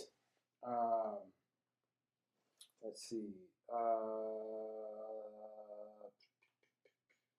New leeway to request waivers. Yes, so they can get new waivers from the law. So essentially, what the law did was it standardized all. It gave a floor, essentially, to all insurance plans that were offered. Yeah, It essentially raised the floor. Because when you hear a lot of people complaining about their rates went up, a lot of times because they had shoddy insurance. The type of insurance that people you would hear about, they went bankrupt, but they had insurance. Okay. So essentially, that's what the plan did. So when people's plans go up, that's pretty much what they're talking about. This waiver would allow for them to start offering those skimpy plans again. Okay. So yeah, in the moment, you're quote unquote have insurance, but at the same time, it also allows them to the people that actually still participate in the ACA, which is mostly people that needs insurance. Mm-hmm. Now all of a sudden, those prices are gonna go up because now people like you and I that may not have the issues with health, we're gonna go, oh, why pay what I'm paying now when I can pay less and get that? And now we're gonna get out of the ACA, but now they're gonna have more sick people in there. So what's gonna happen? Okay. Premiums go up, and now all of a sudden it's gonna be like it's a failure. No, you made it a failure. You knew what you was doing. Yeah. And now you got people, and then at the same time, you're going to have a same situation we was in 10, 15 years ago when you got people thinking they got good insurance. Now they actually are fucking sick. And now they don't have, now the coverage ain't there. Yeah. So you blindside people. Or let's say for instance you get sick and you don't survive, right? Now your beneficiaries are straddled with covering those costs. So they don't go away. Mm-hmm. But you thought you had insurance. That was October. That was in October 2018 that they did that. So, yeah. But apparently he says he's for protecting people with pre-existing conditions. Yeah, I mean, he said that. He said he was rolling back Obamacare. Said he was giving some, implemented the right to try for critically ill patients. And bullshit. I think the one thing, so I didn't do a deep dive on that, but I did, the deep dive that I went into was with, I like the statement that he made of price transparency. So the only caveat I want to bring up, and I'm gonna let you get back into, that's what I did my research in NPA school. Yeah. Was the ACA, because I was like, who's telling me the truth? And the one thing that gravitated to me when they told you how, or suggesting you how to pick the topic that you do your research on. Yep. Something that motivates you. And I was like, you know what? Fuck. I want to see who's lying. Okay. And that's why I dived into that. So I'm very knowledgeable on Medicare for All, the ACA, that type of shit. Yeah, very knowledgeable. This man was signing Can't people bullshit up for me on Obamacare. Can't bullshit me on that. Yeah, signing people up for Obamacare out here. I feel you. I hear you. I feel like we should be on the same type of shit that Canada, England, all other developed nations have. We're the only developed nation in the world Universal health that don't have some version of universal health care. Yeah. Period. We're the only one. And it's almost like these white boys, because they didn't come up with it, is a bad idea. And that might be it. I get upset sometimes when people don't want to go with my ideas. Maybe they're doing the same fucking thing. But when you realize not only are we the only industrial country in the world with it, the richest in the world without it, but we also pay the most for it. Like, and especially these fucking Republicans, supposed to be trying to work for the common man to save us money, put more money in our pockets. There it is. Since when is that the Republican agenda? That's what they say, man. That's why they want to cut taxes. This is why I say that we shouldn't. This is why they want to cut taxes, this is right? Why this blind loyalty shit don't work, man. This bipartisan shit don't work. You got to hold people accountable. The niggas a bunch of. But that's the problem, man. We talked about this, and again, this is the genesis of this podcast. Yeah. Aggressively agreeing. Yeah. About, hey, motherfuckers you got to do your job. I know you work 9 to 5, and then you got to go somewhere from 5 to 10 to make sure you keep food on the table and a roof over the head. But you got to fucking pay attention. Yeah, no doubt. No doubt. So, with that, you know, price transparency, and it's all, you know, this is business. So when it gets to the business thing, that's what interests me, right? Gotcha. And the price transparency stood out to me because, in essence, you got a company that doesn't have to disclose, you know, their costs. They don't have to disclose profit margins and all that stuff. So when you have, for instance, Martin Shrilly or whatever his name was, right, took the EpiPen, and that, you know, that was kind of near and dear to me because I used to have like a bad allergic reaction to where like anything could swell up. It don't matter. But where it got dangerous was if my throat was to swell up, right? So the doctor was telling me like, all right, well, you can stay away from this stuff that clearly you have a reaction to, or we can give you this EpiPen. So technically I should be walking around with the EpiPen, but I chose at a very young age that opposed to stabbing myself, I would just not partake, you know, in the things that would give me allergic reactions, right? But some people don't know what they're allergic to. I was lucky I could pinpoint it, not to a specific thing, but to like a flavor category. But, you know, for Martin Shrilly to take an EpiPen from where it was at $20, $30 or something like that for a pen to $300, $400 for a pen is crazy, right? And he's doing that on the strength of, you know, a business making its profits and making, right? It's just like, we're under. All right, well, increase this. And you don't have to report out your costs and things on that, right? So to be fair, I mean, the cost, not to be fair, but to I guess dive into this a little bit, you know, the EpiPen, that could be something like penicillin, which a big company like Pfizer or somebody like that, right? Big biomedical medicine company, it can buy or produce by the droves, right? To where cost-wise, it's probably a couple of dollars, maybe cents to produce. We call that scales of economy. Yeah, right? To produce one EpiPen. But yet here you are multiplying the price some 10x, right? Just for the sake of profitability and not for the sake of the, you know, the end consumer, the end user. I won't call them shareholders. I won't call them stakeholders, but well, they're probably stakeholders. Probably stakeholder, not shareholder. Shareholder is something. Not shareholders, clearly. But stakeholder, probably, yes. Yeah. Technically, they're stakeholders because they are affected by it. Yes. Yeah. So, but they have something at stake. I would say end user because it's more specific, right? You say stakeholder. I mean, that could be people that could be the people developing the drug. True. I don't want to include them. I want that's included in it. They are included in that too. They right? are included in the stakeholder. So we're talking end user, the person with the allergic reaction that needs this to prevent anaphylactic shock or whatever else, right? So that they can live. You've in essence taken this medication, increased the price by 10x, sometimes more than that, on what merit other than profitability, right? And it's laughable in some instances, right? So in this regard, you know, if Trump can do this, it would be a good thing. And I know I don't align with him. I don't like him.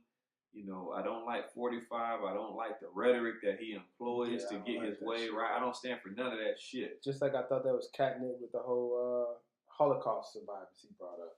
I thought that was complete catnip. Yeah. But all that to say is that fucking you can be a piece of shit and do something good. Right? I give you that. And this is me stepping back and being objective about this. And this is, you know, you get into some interesting conversations when you ask people about this. And here's another mention of Champ. Once again, is that I've had some conversations with Champ where it's like, you know, and this is all theoretical, right? Hypothetical, rather. Yeah. Is that if, as piece of shit as Trump is, right? If by the end of his term, if he was able to do good by the nation, would you be able to say, hey, he did all right.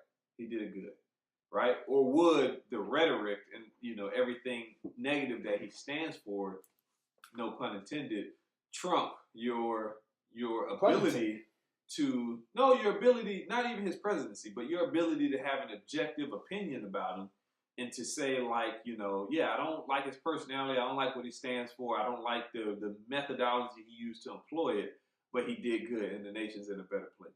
I think you're being very optimistic about this man. It's not about being optimistic. It's not, because I don't think he's going to accomplish anything. I don't either. But like I said, this is all hypothetical. It's just an interesting place. It's a paradigm. It's a paradox to put us in, right? Where it's like, here we are with this guy who stands as literally the reincarnation of, a times past, right? That we thought we were past. That we thought we were past, calling white supremacists, fine people. Good people. Right? Good people on both sides. They killed somebody. They killed somebody at their protest. Yet they get labeled fine people. We have peaceful protests. They have bad guys on the other side too. Yeah, we have peaceful protests. They kill someone. We're gassed. Fucking asshole. We're gassed and beaten at peaceful protests. But here they are at theirs, and they actually kill somebody, and they're labeled fine people. So I'm not siding with them by any means, right? But I'm just saying that are we at a point where we feel so strongly emotionally that we our eyes are closed to objective progress, potential objective progress. Not saying that he's going to do it, but I'm just saying I think that, I like these kind of, they're not contradictions. I don't know the word to describe them, right? It's irony is what it is. It's irony. You hate this guy, but he did something good for you. Can you stand there and look him in the eye, shake his hand and say, you did something good? And again, I'm not saying he did anything good, because I don't see any evidence of it yet. Let's do it. Let him do it. That's fair enough. Let him do it. I don't think he's going to do it. Because we didn't get nowhere in this discussion with Champ either. But I always pride myself on being open to being wrong. Okay. Proven wrong and admitting to it. But that's being objective. So prove me wrong. That's being objective. And with that, until then, you was an asshole, and I think you should have never been in that fucking office. You're not presidential, as my father would say. You're not presidential cloth. So, hey, yeah, you was a piece of shit, boy, till you prove me otherwise. There it is. All right, I just thought it was, an interesting dialogue to have with my boy at work one time, man. Just to, and we didn't even get into the Russian part of it. Nah, he made. I like how they were zooming in on people's faces too, like it was The Office, the episode of The Office or something like that. He'll say something and they'll zoom in. I only assume these people to be strongly against the points that Trump was making, because they definitely zoomed in on Bernie Sanders at one point when Trump was talking. Some people tried to make the country a socialist society, and they zoom right in on Bernie, and Bernie just looking like, yeah, I see you zooming, the bro. funny thing about it is, and this is the funniest thing about whenever they bring up socialist, that type of topic, every socialist program that we have out, America loves. Whether it's Medicare, well, they should. Social Security. They should, though. They love them. They love them. But you hear socialism, you're against that. But don't take away your Social Security. Don't take away your Medicare. Fucking hypocrites, man. That's the worst motherfucking in the world. A fucking blatant hypocrite. Oh, okay. I was gonna say we're all a blatant hypocrite. Like, yeah, I admit I'm a hypocrite too. But I own up to my shit. Yeah. I think if you normalize hypocrisy, right? Like parents are innately hypocrites, right? You've heard the saying, "Do as I say, not as I do." Yeah. Right? You're innately a hypocrite as a parent because you want what's better for your kids, so you direct them away from what you've done in hopes that they will do better. Right? So, but we're talking about you normalize that. You take that away. That's like when you got the scale and you gotta, what's the button? Tear? Is that what it's called? It say tear or something? Like you got something in a bowl, right? And you put the bowl plus whatever you're weighing on the scale. It's like, no, you got to put the bowl on there first. Gotcha. Take account for the bowl, and then put the substance in there and then weigh it, right? Yeah. So if we do that, we hold all things equal, right? All else equal. Yeah, if you're a hypocrite beyond something like that, to where it's like you fucked up and you're trying to help somebody else out, But that's there ain't nothing worse. Like even like, and I guess we can move on. But even like doing the argument for we over our 15 minutes. The ACA, and that's why I said we can move. And I just want to bring this up because again, this is the topic I did my research on in grad school. I'm sobering up. The ACA, the same motherfuckers that get Medicare and Social Security were the main block that was against the ACA. Because basically, don't fuck up my shit. Yeah. Selfish, hypocritical old people. Yeah. So fuck us. The people that are gonna basically have to like fund your fucking program while you in retirement. Yeah. Yeah, fuck you. Huh.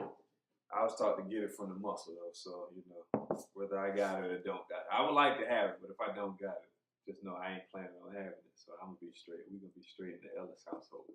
Yay. So moving on, man. Introduce the next topic, man. What's the next topic? Introduce the next topic for your boy. Is that Kobe? You know Kobe damn Bean? good well. Kobe Bean. Kobe Bean? Kobe right? Bean. Yeah. By way of Philly. No, but actually, it is not. You a lie. Yeah, it is. You a lie, but I ain't gonna get upset right now. I'm sorry. I thought I saw Liam. Nah, man. Nah, we're gonna go somewhere happy. We're gonna go to a happy place. So what you want to talk about, bro? Man, just real quick. He did cap on your boy. He ain't cap. Yeah, he did. That wasn't cap. That was not cap. Hey, that was very condescending. Oh, don't worry. It's all good. Nah. So I sent that to my nephew, man. My nephew like to hoop. And this is bigger than hooping. Right? It's bigger than hoop, in my opinion. It's that, here you are, you got one dude who, and I think I made a post from the page, right? I made a post from the page. And I think it said something like, one is great, right? One of these two men is great. One is a GOAT. Arguably, right? Mm-hmm. I think they both can be described as great. Is that water? Come on, bro. Is that a hot take? I don't know. Bro, we got a hot take. You said that's a hot take. You just said you were sobering up. I was like, hold on. That's water. Okay. I'm about to say, dude. Come on, man. That's a hot take. I'm pointing my liquor all cup. I was gonna say is I'm gonna match you because we're at 1 now. Yeah. At 1 what? O'clock. How much? Oh well. Don't ever point at my liquor cup and ask, is that water again? You might as well roll your eyes, bro. You did say, I'm sobering up. Don't roll your eyes at me, bro. All right, man. All right, good. All right. That's all I'm saying. Back to your boy. So, you're mean. They sat down with Rachel Nichols, and that was a cap, though, bro. I'm married, but, shout out to Rachel Nichols. You know what I'm saying? Carrie Champion, say you still. Carrie is number 1. Yeah, Carrie is bad. Yeah, that is a bad one. Yeah, Carrie's number 1. I look forward to all her posts. Say still to get my number 2 vote. And now that I got all my my black pride out the way, Rachel Nichols. But I'm a married man, so all of them is like, I don't even see them. Shout out to my wife. Yeah, my wife, I love you, baby. Yeah, that's ma'am. Yeah, fine too. I gotta say this on air because she thought I had her fucked up out here in these streets. My wife was fine. I gotta have you know that, bro. You did that to her. I'm trying to see a picture of the camera, bro. You did that to her, man. She fine, boy. Pregnant with my little baby boy. But so my point I wanted to talk about the Kobe and T-Mac conversation, okay, right? Go ahead. Is that you got 2 great athletes, especially at that point in time in their career, right? 2 great athletes. And the discussion was about, we out in Germany or something. Where was it? I think it was Germany. Yeah, it was Germany. Yeah, they out in Germany. I think that was 99, I think he said. 20 years ago or something like that. So they out in Germany and they got, they out working on their game. All right, 2 of the arguably greatest shooting guards at the time. And, for y'all most talented. For y'all young bucks, I'm gonna say the greatest at the time because it was. I don't Jordan think was still playing at that time. I don't think they said this was in '99. Yeah. Okay. 98, 99. Yep. Well, if it's 99, Jordan wasn't playing. Yeah, it was. He was playing till 02. Jordan ain't, no, yeah, but he came back with the Wizards. I ain't talking about that Jordan. That Jordan don't count. He was playing, though. Wizard Jordan don't count. Like, nah, we let you get the dunk on the fast break in the All-Star game and you bricked it. That Jordan don't count. Yeah, he still counts to me. 97 Jordan would never, you know, rim the dunk back. out. But I say that to say, you know, maybe not at the time in 99, right? But they would eventually grow to be, especially in the 2000 era, 2001, 2002. Hold on, 2001, 2002 to be arguably the top 5 shooting guards in the league at that time. And I would argue top 3 between Kobe, Mac, and Iverson. Right? And I don't think anybody will disagree with that as far as the top 3 from that class. And then in the C, you got Vince Carter, you got guys like Ray Allen, you got Paul Pierce, you got that's really it, bro. That's it, man. Dwayne Wade came a little bit later, but I still wouldn't put Dwayne Wade in the class of those guys at the time. But so Kobe sitting down, T-Mac sitting down, they interviewing with Rachel Nichols, and T-Mac says, "Yeah, we were playing, we had a little practice game going or whatever, but we weren't keeping score." Yeah, we're gonna footwork. Yeah, and Kobe's like, "Oh no, I was keeping score." T-Mac's like, "No, you weren't keeping score because we weren't keeping score." And my point in sending that to my nephew is that always be competing. It's not an instruction. It's that you are. You're always competing. Now, it don't got to be between you to me, right? Sometimes this shows up at work and it's, this to this. Yeah. Right? But you're always being watched. You're always performing and being assessed on your performance. So say you and I are number 1 and number 2, or just say we're both 1A, 1B, and the only reason there's an A and a B is because of last name, right? We gotta put you in order somehow, and you beat me by a letter, right? But if we're both competing for that number 1 spot, I have no other way to gauge it than you, right? So if we're practicing, facts. If we're practicing, right? We talking about practice. I'm trying to beat you. Talking about practice, right? And yet I sit here and I think that I'm the best in the league. You think you the best in the league, but you up 8 points on me? I feel like if you lose it, you should know the score. If you win it, you shouldn't know the score. If you up 8 on somebody, you should stop counting that. But if you down, you can't be down 8 and be like, "Oh, well, I wasn't keeping score." And that to me is the difference between a GOAT and a great. Great. Yeah, that's what I said, man, when I posted. One is great, one's a GOAT. Okay. Then I posted the Soldier Boy meme with the Kobe said 11-3. 11? 11? You mean the number after 10 but before 12? So let's see. They had so Eddie Jones was pretty good back then. But Eddie Jones, I wouldn't put Eddie Jones with AI and Kobe and Matt. He was 13 all NBA that year. I'm not putting Eddie Jones with Kobe, T-Mac, and Iverson. Hell, Gary Payton beat both of them out. All of them out. Even Gary Iverson. Payton wasn't that generation though. Gary Payton was more Jordan, Sean Kemp. He was first team all NBA. I'm not denying that. I'm not denying performance in that year. But I'm saying that year, if I take from Kobe and Mac's class. But I would say Kobe and Mac's class. So they were playing with some guys, but Peyton was on his way out. Jordan was on his way out. He was a year behind. Yep. Yeah. Right? Was on his way out. I'm saying from the 96, 97 draft class. These are young boys. These boys are 2 years into the league. Yep. Sophomores, right? Gotcha. Sophomores and 3 years in the league. For them to go on, like even Kobe to LeBron is a different, they're not the same generation. No.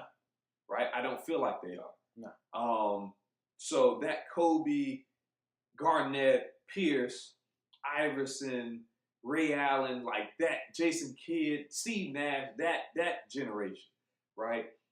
I think as far as 2 guards go, I think I asked 100 people that know the NBA.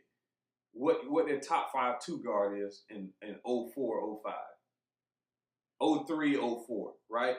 And I guarantee I'm gonna get T-Mac, I'm gonna get Mac, I'm gonna get AI, and I'm gonna get the Black Mamba.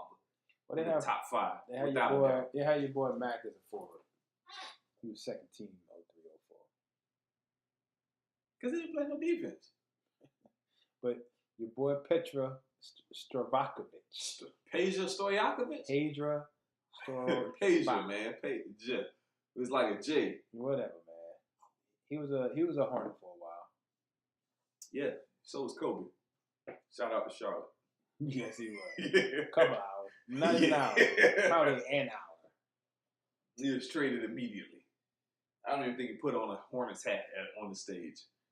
Boy was like, hey, what's up, Dave? Yeah. All right, yeah, I know what we're doing. Barron was still in New Orleans at this point. Yep. 03, 04, yeah. BD? Focus. Baron Davis? Yeah. But even he don't stack up. No. Jay Rich don't stack up.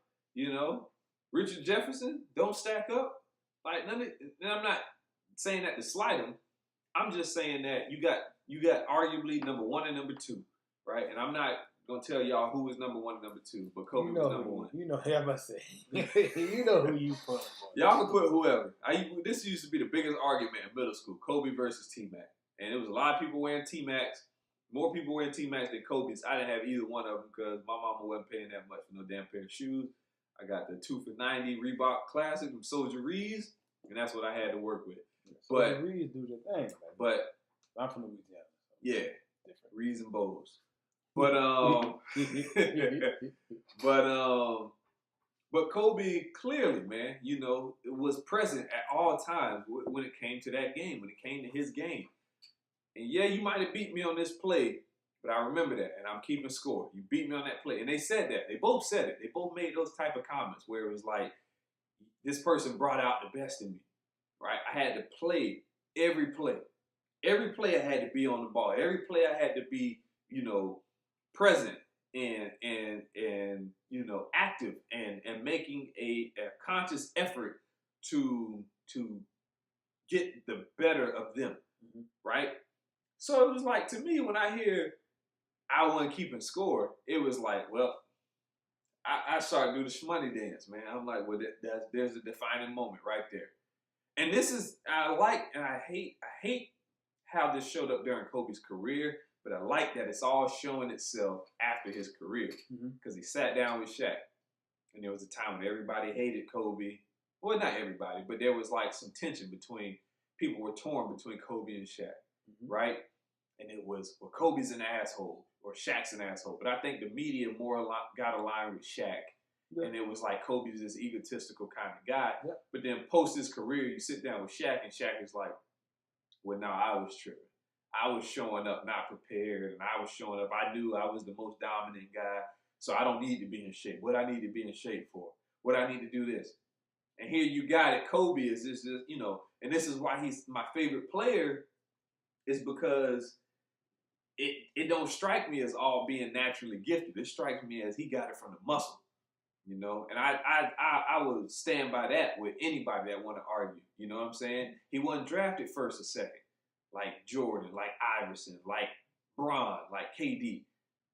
He was drafted like 13th in his class, right? Still first round. You know, still first round. But he never had the expectation of being great. So you can't tell me that Kobe had the same expectation that Bron or Jordan had. I think he did it, bro. Realistically, yes. Come on, no. The only reason why I say that, so no, you don't go. There's clearly a difference between first and 13th. So the only caveat I want to make about that is he was like one of the first high school guys, once they started going back to high school guys, to the NBA. Like, I know KG was like 94, and then it was him. 95. 95, and then it was him. 96. Yep. And he was the high school guy. Yeah. And that was... But that don't always translate. But what I'm saying is he was like one of the first of like the NBA GMs being comfortable drafting a high school guy. Well, when you score 100 points in your high school game, you But know. again, they hadn't... fucking crazy. Like, it was what? Moses Malone, and then what?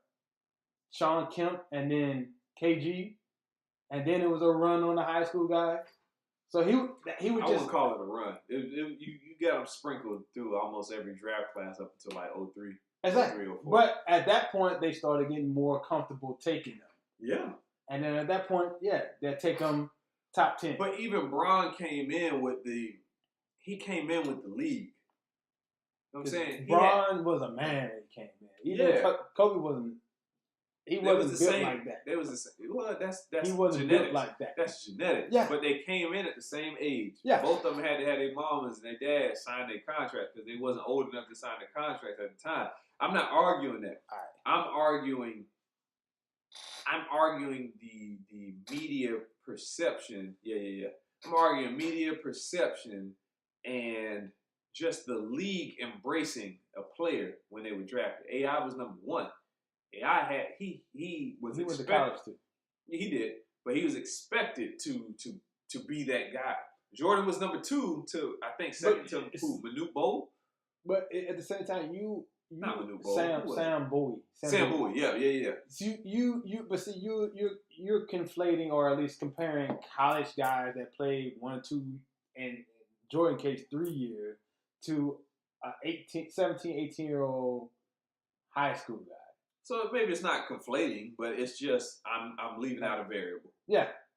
Because the argument is still the argument. At that point, the expectation at that point, the standard was you're going to go to college, you're going to go to the NCAA tournament, you're going to prove yourself in college, then we're going to draft you. Yeah, okay. So they weren't used to taking that flyer like they are now with, Euro guys. Because like back in the day, they wouldn't draft a Euro guy. Yeah. That's a second round guy. That's fair enough. I can agree with that argument. I wouldn't call it conflating. I would say that I'm leaving out an important variable, right?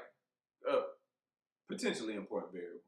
But I think that still, I just think he was on the front end of it. He opened the door for people like the nigga went first. He wasn't starting. Right? But he wasn't he didn't ready come in starting. He was behind people like Eddie Jones, who was. I just read it out. Was a first team. Was an all pro guy. He was behind Eddie Jones and Van Axel. Both of them at that point were at their peak, and they were damn good guards. I like to point out that when Kobe played Jordan, his first year, that the Bulls lost. Okay. I like to point that out. Did Jordan win a championship that year? I do. I plead. 1, 2, 3, 4. But yeah, so we'll close on that, right? And I don't think Kobe was capping. Kobe wasn't capping. I think a little bit, but he was. I think it was good nature though. That wasn't cap. He knew the score. I think it was between he knew the score. Colleagues and even to a certain extent, equivalents. Come on, man. One's a great, one's a GOAT. Well, we'll leave it and we'll close. I think he would say he's just, he was the closest thing he had. Peer, that's what it is. He was the closest thing he had to competitive competition. A peer that he respected. No doubt. But all that to say, man, that's the difference to me between a great and a GOAT. Right? You want to be the GOAT, you got it. You on game at all times, even during the practice sessions. You taking note of who's getting the best of you. You figuring out where, and not to say that you got to be perfect. Right, because in some of my leadership training and some of the just my independent readings and things that I do on my own, right, research that I do on my own is that you don't necessarily have to fix flaws, right? But you identify where somebody has the advantage over you and where you have the advantage over somebody else, and you work on your advantages. And then maybe improve the areas where they have an advantage on you, just to make that a smaller deficit, but not saying that like, damn, I'm not a good ball handler, so I'm gonna go and work on ball handling skills, and damn, I'm not I don't sprint up the court, so I'm gonna work on that, right? But neglect the fact that you're an excellent shooter, you're an excellent offensive player, excellent defensive player, right?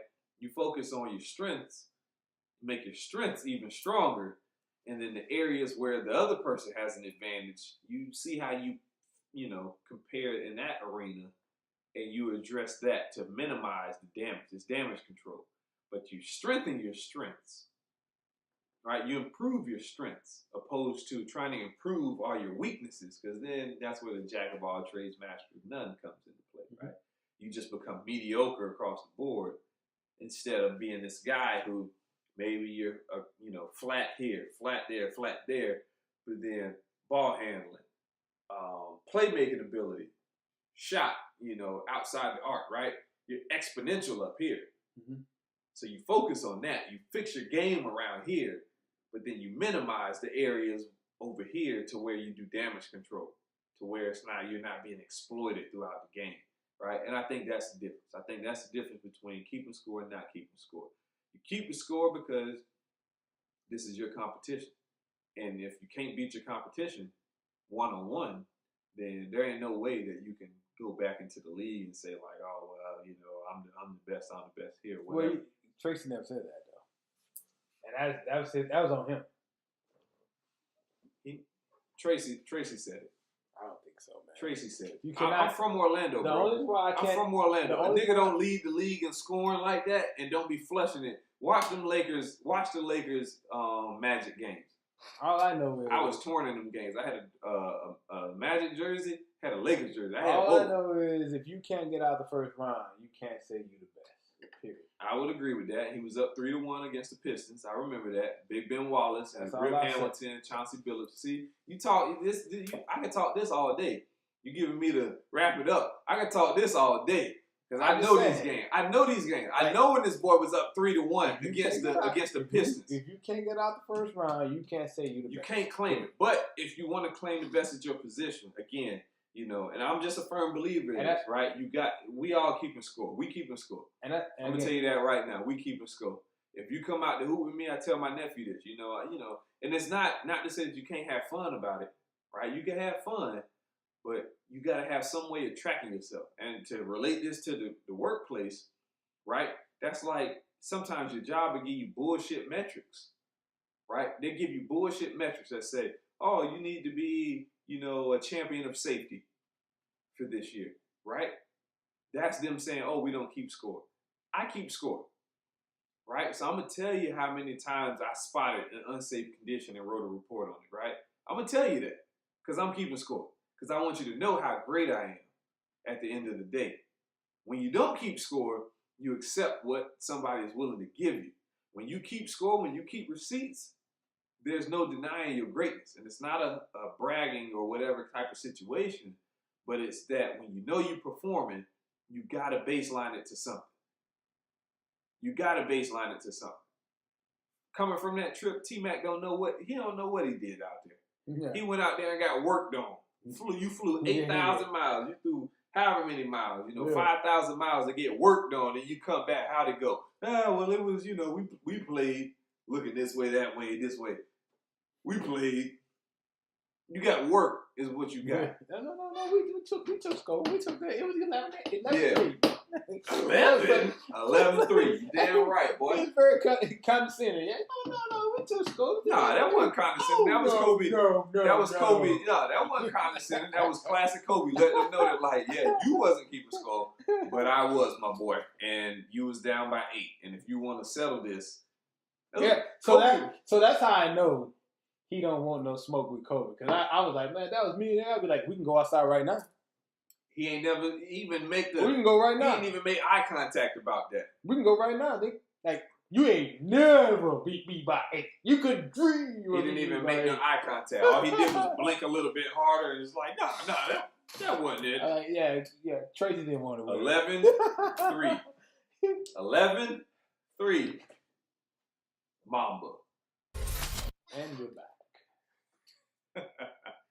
Yeah. A little drop in. We'll punch in real quick. I guess we could do another mid-roll.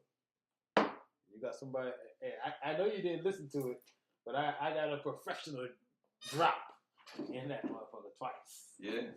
You got it all? Yeah, dude. Like you was like, yeah, you go ahead and do it. I was like, all right. I went on and cut, paste, redid it, and then put it in there. Yeah, I'm gonna give him another one. Hey man, this week's episode is brought to you by Gold Drip. Yes, Gold Drip LLC. Gold Drip is a company that makes natural products intended to help you drip severely. They make all natural hair care products for men with coarse and curly hair. Shout out to the Gold Drip boys. Drip severely. Boom. If you want to follow them, you can follow them on Twitter at GoldDrip_LLC. I'm going to assume that's the same on IG, right? But on Twitter, their handles are at Poppy Cozy, PAPICOZY, at Meech Making Moves. That's Meech, MEECH, Making with no G, Moves. And then at _Watch Me Work _. Shout out to the Gold Drip fellas, man. We see y'all. Shout out to the boy. And the drip we trust. Pomade. Yeah, all beer natural, serum, man. And the beer butter. That beer butter is the truth. I'm not even gonna lie. I put that shit on it, I ain't putting that on today, but normally, instead of lotion, I just put a little bit. I ain't got much to work with. So I just a little something. You massage it in, but you definitely, skin is soft, beard is soft for the whole day. As long as you don't go, washing your face after the gym or something like that, you good to go, man. One application, you good. I have to get you some, matter of fact. How about that? Gotcha. Before the next time, I'm going to order another little surprise, little Gold Drip care package, and we're going to let you explain. I do have a glorious beard. Glorious. Lavish and luxurious. Yeah, man. But I get you one. I'll make sure to connect y'all and get you one, and you can give your honest opinion of the product. Maybe not next week, maybe the week after you follow up with an actual review. All right, so next on the docket, because we're getting kind of long, late into the night, right? So I ain't got much to say on this one, so it's probably gonna be a hot take. It's gonna be quick. Yeah. It's gonna be quick. It is what it is. Neeson. Yeah. Taken. Mr. Taken.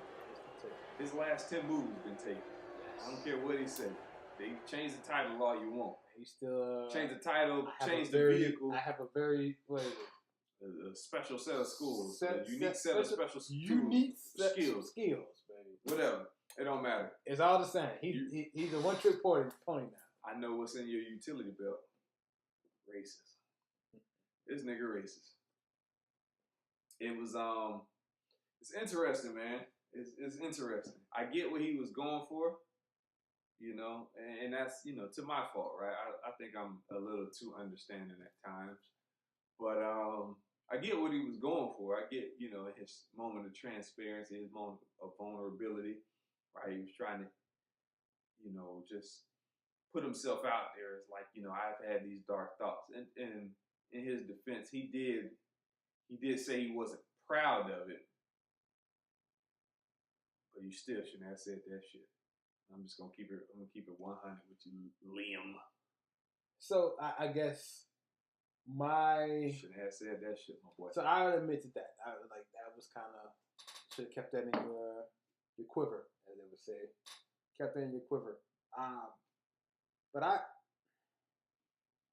you said, I may be being too understanding, but I don't. Under the circumstance, if that's someone that was close to you, and it was a white boy, I could feel the same way. I want it with some white boy to the advantage of my sister or something. So I feel like he should be paying for it. How you gonna double down on Liam? I'm just saying, like, I can't necessarily, like, is there a pattern there? I don't know. To just say he's racist. Yeah, you had a racist moment. I think you definitely had I don't know, man. I think that is there a pattern? I don't know. If there is, I can come out for that. I don't know if there's a pattern, but I think it says something to where you're just willing to it's almost like there was something already there. Right? To where maybe. And I'm not speaking of what you just confessed, right? I'm speaking to his notion, right? To what he said. And this is how it came off to me. It's like your energy is such that it don't matter if it's the right person or not. Right? Mm-hmm. All that matters is that they fit one criteria. So I guess in that instance, I can understand, why people are up in arms, especially certain. But even in anger, dog, it shouldn't be. I get it if you say, dog, I was ready to kill a motherfucker. So and the reason why I say I can get that as far as like, the community here, especially in America, there was a time in America when it didn't matter who it was. We just gonna get some niggas. You know what I'm saying? So I get that. But what again, is there a pattern there? Like, at this point, and I'm big on context. Like, up until a certain time in this country, it was all about context. Now it's just cancel culture. Oh, yeah. And witch hunt. While he, like you said, and I agree, shouldn't have said it. I don't, but, someone was raped. You yourself said you have a protector trait in you. Unfortunately, and you got to take into account the man's age. He's in that age group where that was acceptable. All right. So first of all, I don't know how old Liam Neeson is. Morgan Freeman. He's in his 60s. I don't know how old none of these boys is. They've been the same age since I've known about them. Yeah. So Liam Neeson, for all I know, could have found, the fountain of youth and just been taking shots of it every night and be 247 years old. He might have been here when the red coach was trying to invade, or blue coach, or whichever coach. That's a hot take. I don't know what the hell going on with Liam Neeson. Morgan Freeman was there too, so he ain't by himself. Liam Neeson ain't even American. He's what is he? Irish? He ain't Australian. He's like Scottish or Irish. Maybe, but I think Google it. The shit that happened, I think last week. Google this shit. I think the shit that happened that we're talking about happened in Australia. You're from Scotland. The way he said black, when he said black bastard, black bastards. Like that's Sean Connery, man. It's got to be Scottish. Let's see. Yeah, Northern Ireland. Northern Ireland. The look on my face would suggest I know where that is. I know it's part of the UK. Mm-hmm. I don't know there's 2 islands over there. It's 2. I'm terrible with geography. I admit that to anybody. I suck at fucking geography. You all heard it here first. And I've been to the UK. Yes, you have. But it's on that second island. The big island or the small? The small. It's by itself. Okay, yeah, there you go. Okay, yeah, all right, I got you. Northern Ireland? Ireland? So Ireland is its own island? Yeah. And then what's the one that's connected to like Great Britain and shit? I think that's Scotland.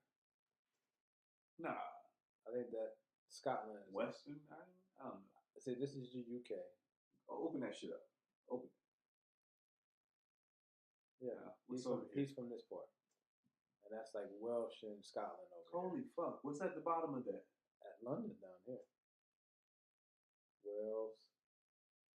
Maybe that's what I was thinking. I was thinking Wales was fucking Ireland. And then Scotland's up I there. just learned Ireland was its own fucking island. You see? Scotland. And this is where last week's drink came from, this area. The adverb.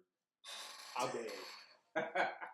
I got this shit raw all week. I don't even think I spelled it right in the fucking copy I sent you yesterday for the post. But yeah, I just think, he shouldn't have said it, right? I understand. I get where he was coming from, right? It was just like, the vengeance, the moment, the anger in the moment was so fucking, he said it lasted about a week. So I get it. It was there. You were angry, and it was just you were looking for some outlet for your anger. Mm-hmm. But when you fucking highlight just one specific type of person. But that's who did it, though. No, that's not who did it. Or at least that's what he said. He ain't get no further fucking details or nothing on the nigga. He ain't get a height. So black can be black can be John Legend. That could be me. That could be Dikembe Mutombo. So that I get that, but the person that was assaulted said a black guy. Yeah, but if you gonna be out here murdering, I like to think that you should at least say like it was a light-skinned black guy. So if you was a light-skinned black guy, I was out here. Or a dark-skinned, This nigga he didn't get no fucking clarification. You just out here about the, you just about the Adolf Hitler, I guess. Yeah. Right? Anybody could get it. That's what makes it like this abysmal thing to me, is that you didn't even seek further justification. If you want to seek justice, you want to go out there and be a vigilante, get your Bruce Wayne on, then okay. At least say like, damn, it's a 6-foot dude with waves on swim. You're gonna see, but the thing about it, I think now you get into the weeds as far as when people feel like that. Like that's I'm sure there's been times when I get the emotion. Yeah, I feel you. But he wasn't emotional in the interview. That's what I'm saying. That's what the disconnect is. I think this shit didn't happen the day before the interview. So from what I understand, it was years ago. Yeah, and so that's what I'm saying, is that in the moment I get the emotions that come over. I understand that. I get that, right? And I'm, dare I say, ashamed to say I understand. I get it. I get the reflex of anger. I think, like you said, that's like you said, you have a protector, center with you, core with you, so you understand where that comes from. That ain't protection though. That's vengeance. I mean, you doing what you feel is. In that instance, he failed as a protector. I don't know who it was, and it might not even been his responsibility to protect him, right? But if you're talking hindsight, unfortunately, you dropped the ball already, right? But what I'm getting at is that in the moment, I understand the emotion that can overcome you, right? And I will give him credit for not acting on the emotion, because he did not kill a black guy that we know about. For all we know, he could be Jack the Ripper. I don't know. I don't know how old this fucking guy is. Ireland is close to the UK. I believe Jack the Ripper was in the UK. And Northern Ireland was the boys that were going hard. There you go. Bombing people. There you go. So I don't fucking know. And he's of age. But all I do know is that here you are some years later. What is it, IRA? That's what they call them? IRA? I don't fucking know. I think it was IRA. That shit sound like I owe money or something like that. I don't know. But all I know is that you're a few years later, you're emotionally removed. You gotta be aware of the not political, but kind of the social climate that we're in, with the oversensitivity to things of this nature, and it's just you're putting a target on your back by even saying that. But I get the anger in the moment, but we're not animals. We're not, this isn't. Well, technically, we are animals. No, we're better than we're above animals. We're animals. We have reason. We're the most sophisticated animals. Yeah. So we behave above our animalistic instincts, is what I'm getting at. We're supposed to. And we do, and he did, right? But he still had the thought, which maybe we shouldn't be so judgmental on the thought that he had and give him credit for the action that he took. But he said he was waiting on some blockbuster that's a terrible Northern Ireland accent, but he was waiting on some black bastard to approach him out the pub or something like that, and it was on and popping, right? And that's the issue there. And the issue also surrounds itself that, and I hate to, go down this rabbit hole, but it's like, if something would have happened and he would have killed somebody, what would have been the outcome then, right? He wouldn't have been found guilty. It would have been ruled like self-defense or something like that. And right, if you go down the rabbit hole of what this could have become from that initial thought, right? That's what it would have been another Trayvon Martin, right? It would have just been him out on a witch hunt for anybody that fits this broad fucking spectrum, this broad description of black. Young Zimmerman, man. Yeah. You know what I'm saying? And that's the problem with that, with saying that, right? And putting that out there for the world to consume, that, and normalizing that like it's okay to have these thoughts. I'm not saying it's not okay. I'm saying I understand the flash of anger, sure.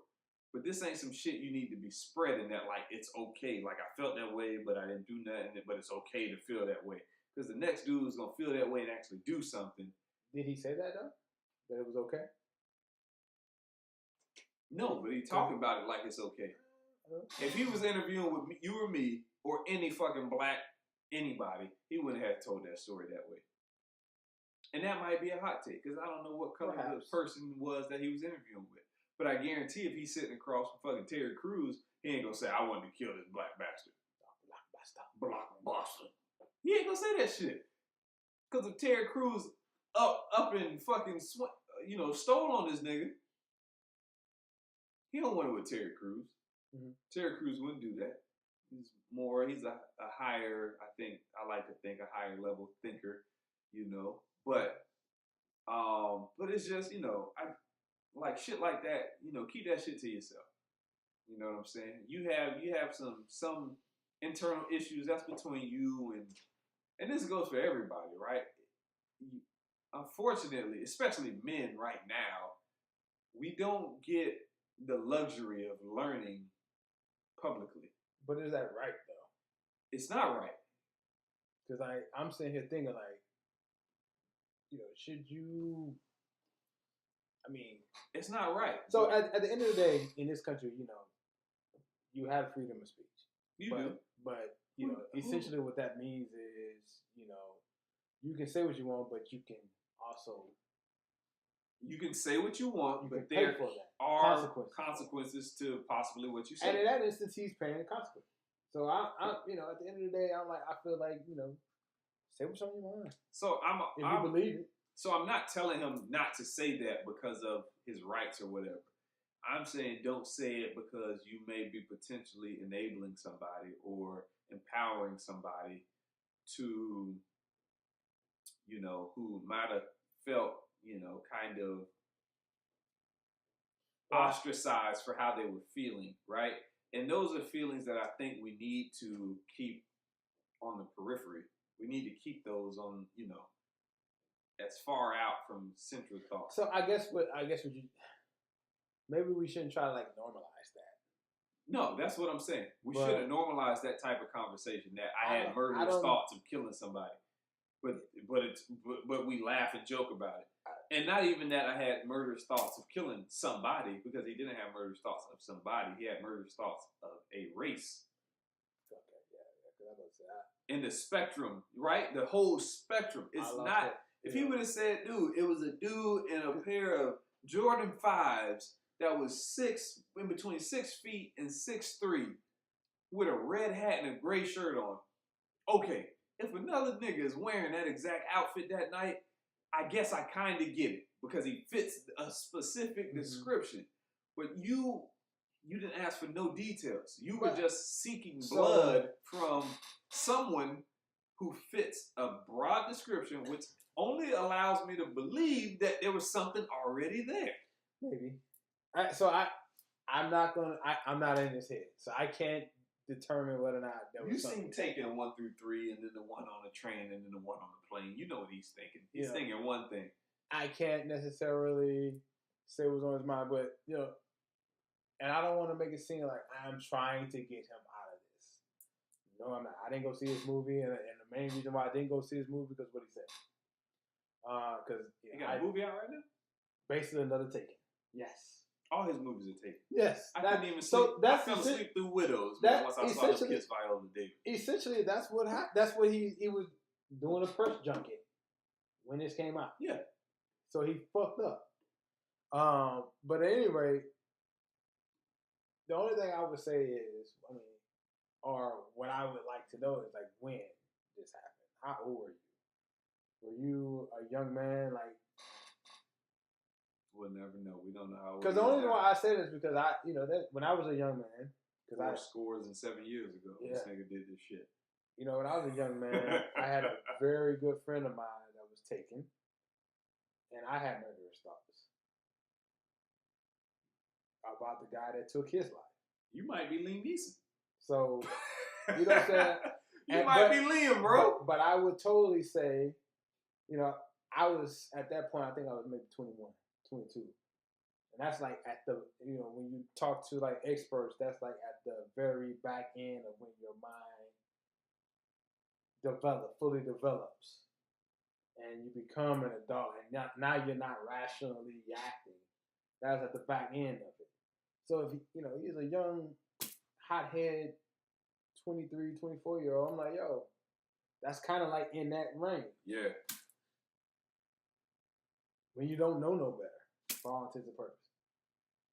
Maybe. And again, I'm not trying to make no excuses for the man. I mean, there's no excuses. I done took a stronger stance. It's just, hey man, I'm not even upset about that type of shit, bro. Like it happens every day. I ain't upset. We deal with it every day. I'm not upset, but I just don't like the, kind of normalization of this. And then now the media's taking it, and they just all they do is take it, and that's how we know about the story, because the media took it and made a big deal about it, and now it's like now everybody's gonna see it and make a big deal about it. And there was what was I watching? This is an episode of South Park on the other day, where it was the parents were like watching it was like the parents were watching porn, but it was like CSI porn, right? It was like criminal investigation, and then it turned into like porn eventually. And the kids eventually went and put parental controls on their parents' TV so they couldn't watch the shit, because they feel like the shit you watch and the shit you consume is the shit you eventually do, right? And so they were trying to prevent their parents from doing some shit. And I think that's kind of where I'm at right now with this thought, right? If you can draw like some kind of connection between the two distant thoughts, right? Is that I don't want us normalizing like thinking that way. And, he said he wasn't proud of it, but again, it's like he was the fortunate guy that wasn't able to act on it. But what happens when you meet somebody that does act on it, right? And then it's just like, with normalize, you can feel that way, but don't fucking blow it up in the press. Like, that's some shit that it should have been an edit point, and it's like, yeah, we just gonna act like this never happened. Like, we gonna take this away. And then maybe even that's dangerous. Maybe even that part is like, we should know what the hell is being said. I don't fucking know. I think, kind of what I just said earlier, I think it depends on what the age. Because, young, that's when you make your biggest fucking mistakes. Yeah, but as a young man. Bro, he been 60. He been claiming Social Security for 40 years. Maybe. But and the thing about it, he may be talking about some shit that happened when he was 19, 20. Maybe. Yeah, you got a point there, I guess. You know what I'm saying? Like, we don't know how old he was. We don't. But it's fucking... And, again, that's at the back end of when your fucking mind develops. Look, man, I need some type of... And I know I'm supposed to be more upset, but I took to heart what, and although Killer Mike did come out on the other side of this, I took to heart what Killer Mike said, is cancel culture. Like, yo, let's see what's going on here. Now, I'm not saying to cancel the man. I'm just saying that... But that's what they were talking about doing. Like, I end up doing it as far as not going to see his movie, but that's what they was talking about. Well, that's because you done seen the movie. If you seen that the fucking last that's 7 takings, and then the taking on the plane, and the taking on the train, and then the taking with the wolves, nigga took wolves. Yeah, he did. He fought that motherfucker too. No, you trade Serbians. Come on, bastards. You trade, bastards. Were the wolves black? Were they? I think the one black wolves, I think the one that fucking attacked them was. So okay, that's what I'm saying, is that there's a pre-existing condition with Liam Neeson where he feels like everybody's being kidnapped, and they're all being kidnapped by black people, which clearly is not the case, because it's Serbians, it's fucking Russians and Ukrainians and Turkish. It's all Eastern Europeans, which I don't fucking know. I don't know, man. All I know is, I'm not all for the cancel culture. I think it's a black wolf, huh? Black wolves. This guy. No, it's a black wolf. Come on, bro. Wolves. Nah, bro, he's racist. Get him out of here. Forget all the forget the Gandhi shit I was about to say, bro. Liam, this is a pre-existing condition. He's trying to get under Trump's plan. I'm not with the shit. Fucking Liam's out of here, bro. Nah, bro. Now that I see all the wolves are black, I never even seen a black wolf. I thought they were all like Akita colored or something. Husky colored with the eyebrows that make them look angry and shit. He asked for these black wolves so he could kill them. Nah, I don't know, man. All right, yeah. Liam, you can fool TMZ. You can't fool us. You got Van Lathan. You ain't getting us. I don't know if he had any control over what they were actually. Bro, those are CG wolves. Those are not real wolves. There's no way he's staring at wolves. Again, I don't know if he had any control over what they did after he filmed it. Liam. The evidence is stacking up against you, my boy. I went to the, what's the name of that movie? Great, huh? The Great. The Grave, but the wolves are black. Come on, my boy. Nah, man. Fuck it. I'm Leave aside, I'm not for cancel culture. I think we should all be allowed to make mistakes and to grow from them, and we shouldn't be fucking exiled and, you know, fucking careers ended, and, you know, and that's there's some, you know, weighing of sins there, right? I'm not saying you should rape somebody and be able to get away with rape, right? These crazy, extreme fucking offenses should be accounted for, and they should be dealt with accordingly. But for things that are like soft, I'm gonna say soft infractions, where you didn't physically hurt nobody, you didn't, you know, put your hands on anybody, you didn't harm anybody, right? It was just kind of an internal conflict that you were having, because we all have those. Society changes. You know, I talk with people and I say, you know, if you go back to 2008 when I was getting out of high school, the world, America at least, wasn't all accepting of homosexuality and transgenders and all this stuff, right? So to see where we've come in a matter of 10 years is fucking leaps and bounds, right? And are you going to condemn somebody for voting no against gay marriage in 2008 if they've come around to it now because they had to sit with it a little longer than you? Like, I don't think that that's fair. But again, if you're raping, you're attacking, you're inciting, and that was what we left out from free speech, that it's free speech is okay as long as you're not inciting violence. Technically, he's not inciting. Maybe. He's talking about a feeling. He shared a story. That's true.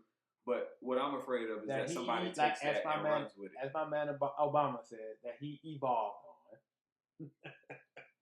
That he did, but he's telling a story from the past that may encourage somebody to, I don't know. At that point, that's on them then. Because he said, you know, he's not proud of it. That pretty much should at least let them know. That tells me you shouldn't bring this shit up in the interview.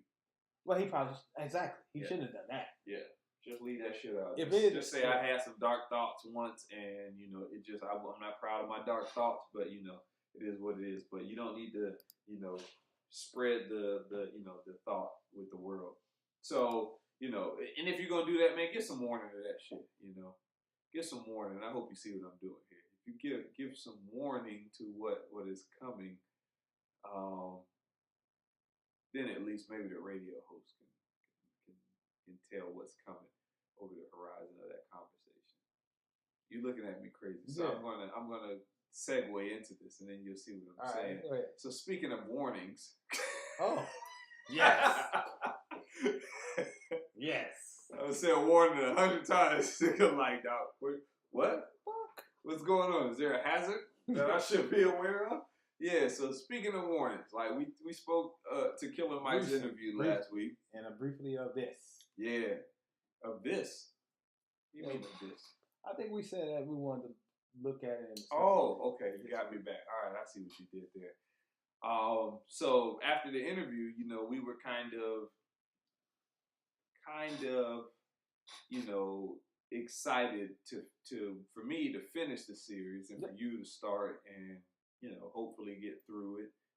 Were you able to finish it? Finish it today. Okay, bet. So I think it was like 6 episodes, 6 or 7. Six. All right. Killer Mike's Trigger Warning on Netflix. So what were your thoughts? Start with a safe question. I liked it. Okay. I thought it started stronger than it ended, but yeah, I liked it. Okay. Some of it was like the new Jesus was funny. Yeah, the Book of Sleep. I thought that shit was hilarious. Yeah, but you know, that was probably one of my least favorite episodes.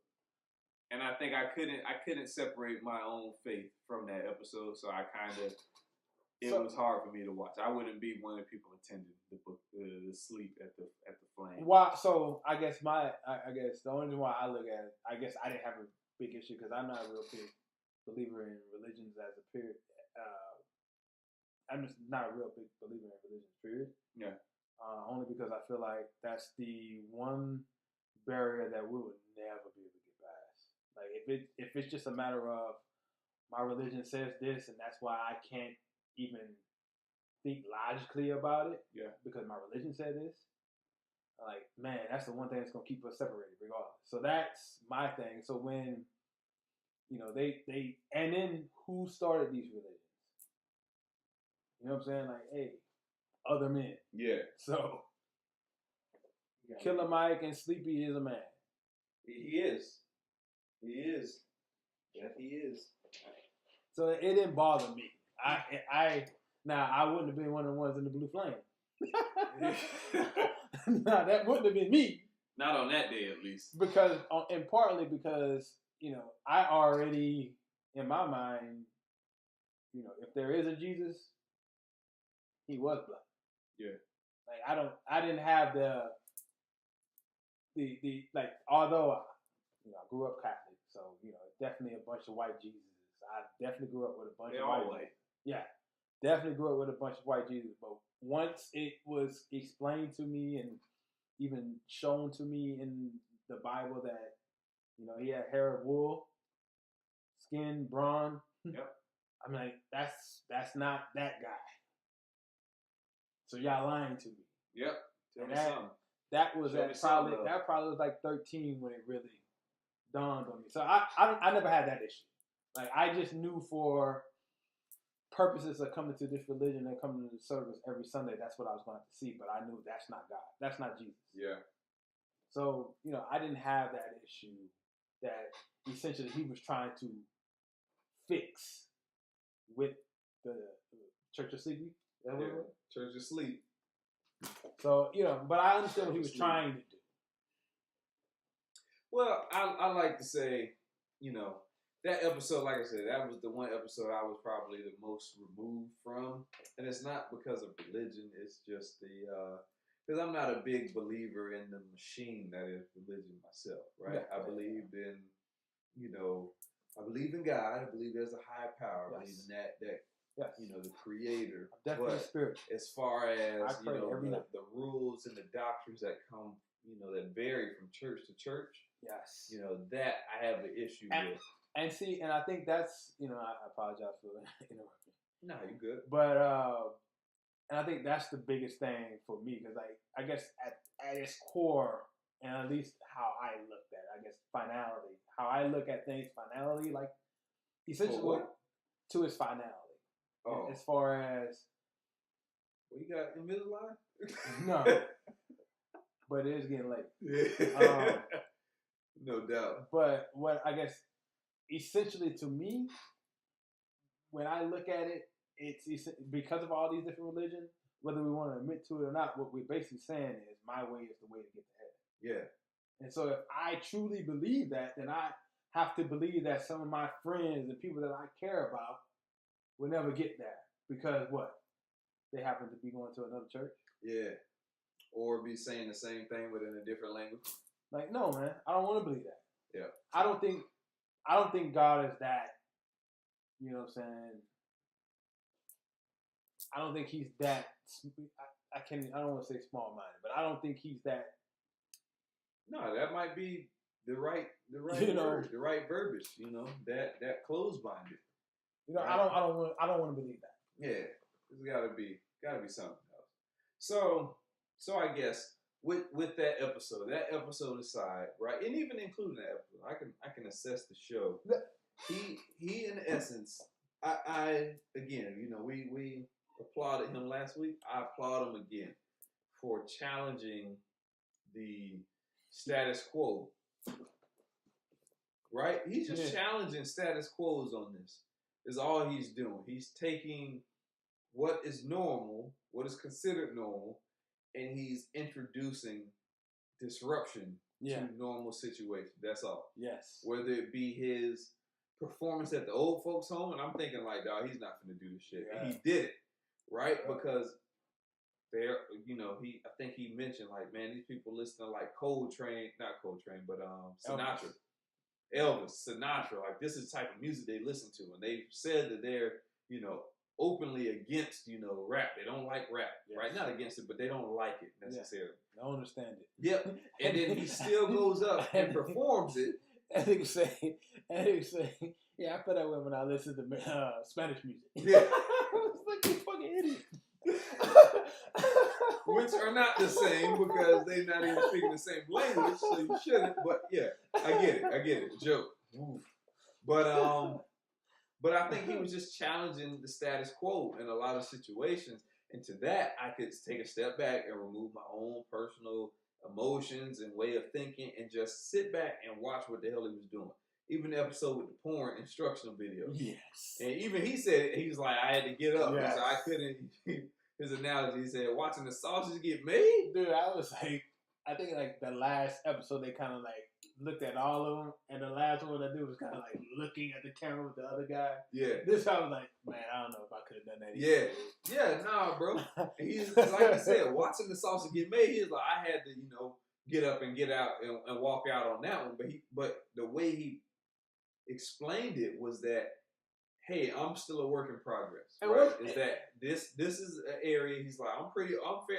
And he is. He's a very open-minded individual. You gotta be to do this show. Mm-hmm. Right? You gotta be to do the show to not only to do it, but to do it to the extreme that he did it. Right? He didn't take a small he didn't remove himself from situations by 1 degree of freedom. The music, the song episode was a good example of that, right? He didn't say, let's go get some, you know, a bunch of black people from different areas. He said, let's get a diverse group of people. Had everybody on there, from black activists all the way up to what appeared to be white supremacists. And did he bring back that boy? The gay dude, I don't know if he was gay, the trans dude, or he dressed up at the end. Manuel, is that the dude? Yeah, he was Hispanic. Yeah, the Hispanic guy. Yeah. Because when he performed the song, he came dressed in like drag or something like that. Yeah, they said that. They were like, in case you don't know who this is, it's old boy whose name I don't remember none of their names. But you know, I was in and out in that episode. Yeah, that was him. I would say that's the one I didn't like the most. He was kind of cross dressing. I didn't really like that episode. I can see how I was in and out.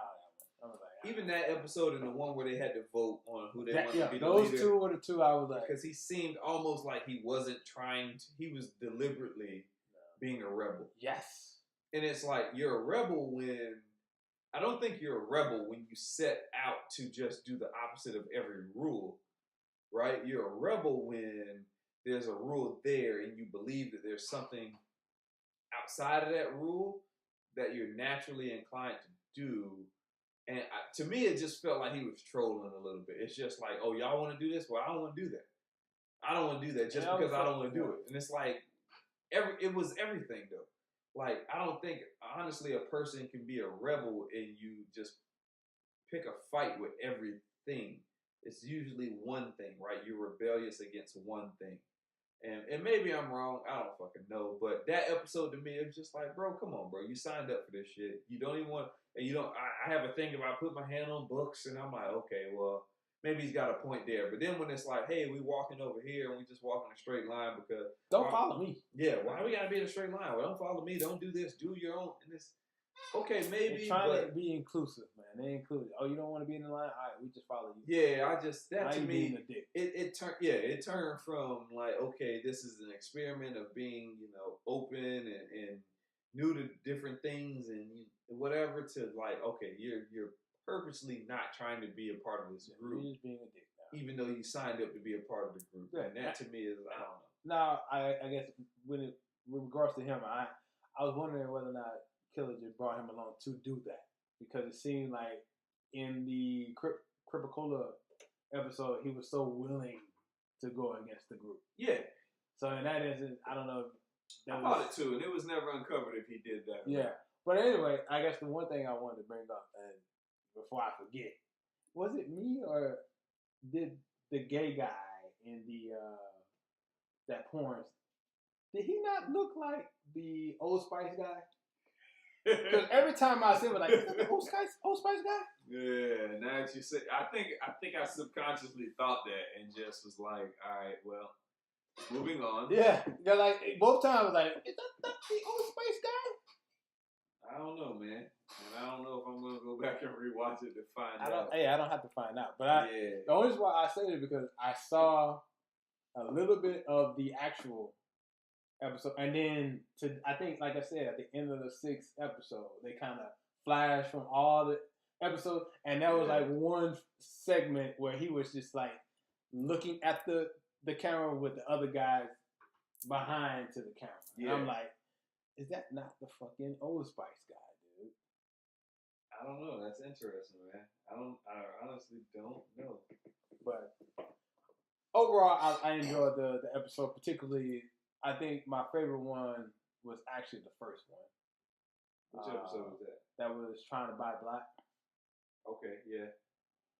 That was difficult, man. It opened my eyes to, the fact that, even if you go to a store, then necessarily the products might not be. Exactly. And you talked about how, the dollars only retained in the black community. 6 hours. Huh? 6 hours, yeah, 6 hours. So, which is interesting, man. But it actually, I've been looking for it, like, and it's weird because like even tonight, one of my frat brothers in the meeting is a doctor, not a primary care doctor, but a doctor per se. And I was like, yo, man, can you recommend one? Because I couldn't find one. Yeah. So he recommended one, and I was purposely looking for a dentist the other day. I think there's one down in like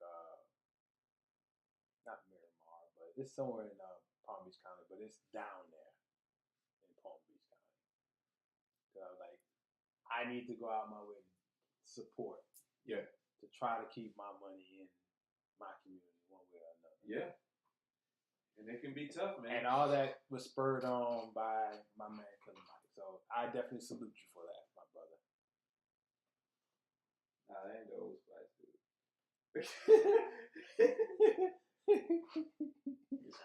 But you know how that's how much I was looking at it though. Despite what I said, I went back and I tried to find it. Hold on. I think it's the last one though. Like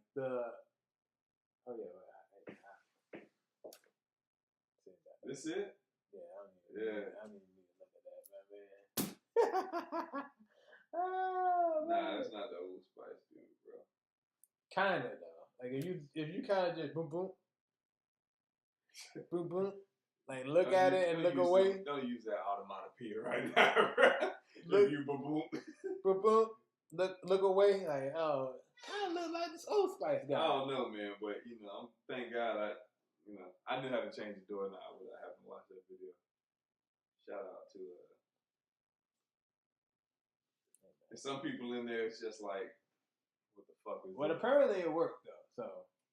Yeah, that goes back to statistics, right? We'll get into our statistics talk one of these days, but yeah, man. Overall, I think it was a good show, and I think that the overarching point, to get out and disrupt, the traditional way of thinking in a lot of ways, I appreciate it, and I like it, and I like that idea, and it was a fresh new take on shows, and for me, Killer Mike was, I don't think there's too many people out there that could have pulled off that role. No white people, because you have to dabble back and forth between cultures and be unapologetic about it, right? So he did that very well, where he would go and sit with some white people and still be black, right? And unapologetically black, and not black in a way to where it's offensive or can be considered, a supremacist mentality, but he's just pro-black. And I think he made a comment either on the interview or on the show that nepotism, there's nothing wrong with nepotism. It's just the one wanting to see people that look like themselves succeed and be contributing members of society. And I think that he was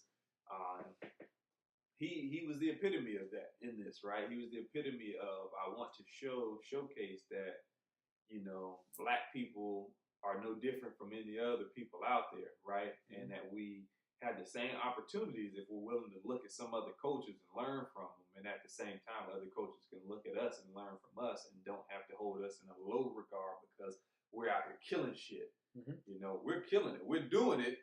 It's just you choose not to acknowledge the areas where we're doing it, and you choose to look over here and associate us all with this. Whereas we're doing it. And even and he even has that sense of positive talk within the Black community where it's like, do you think we support each other? And it's like, yeah, we support each other. Don't believe the narrative that's out there. Don't believe the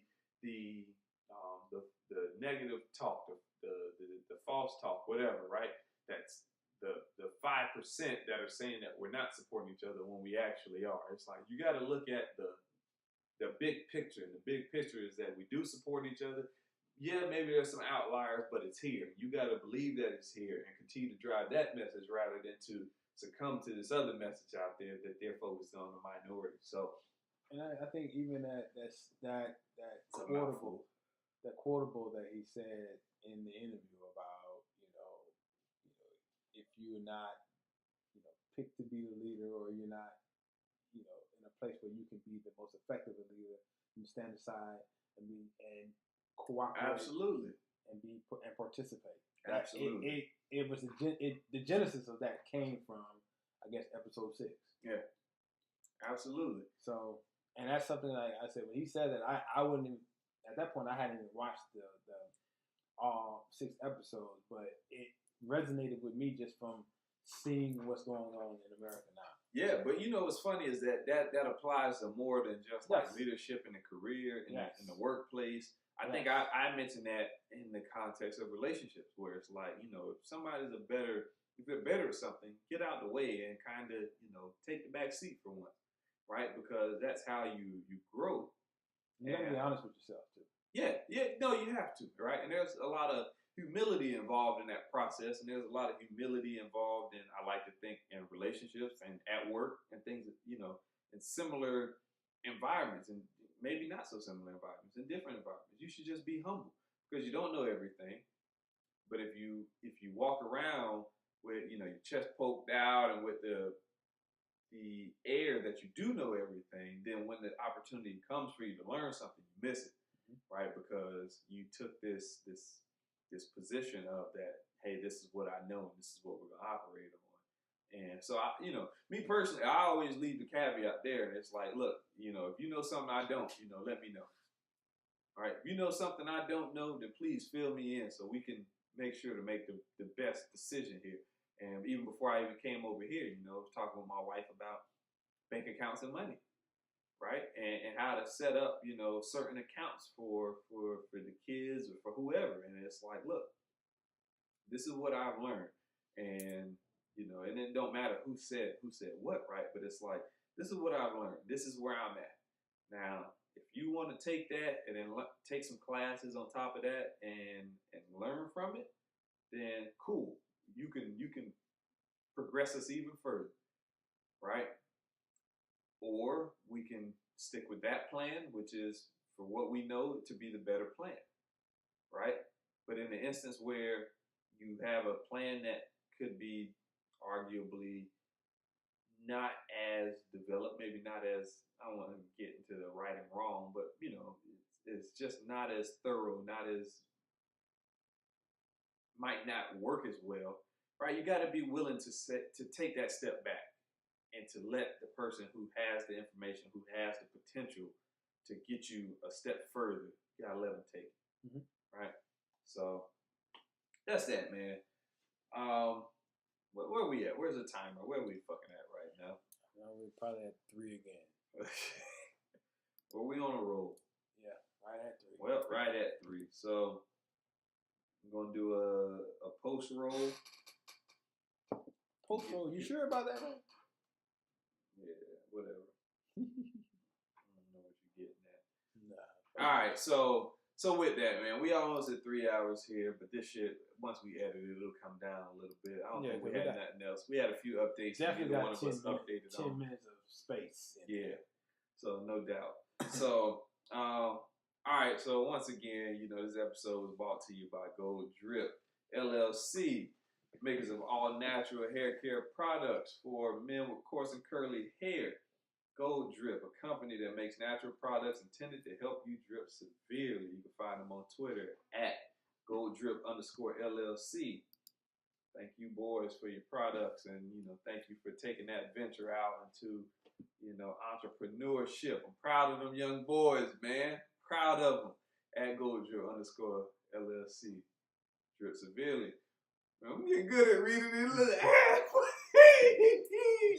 I'm getting good, boy. Pretty soon, hey man, hey, look, I'm getting good. Just know that, man. We've been have full-fledged commercials going on there. Bitch, after a while. After a while. But yeah, man. So I mean, you like to do the takeaways. So what do you have any takeaways from this week's episode? What do you got? Keep your hands to yourself. Number one.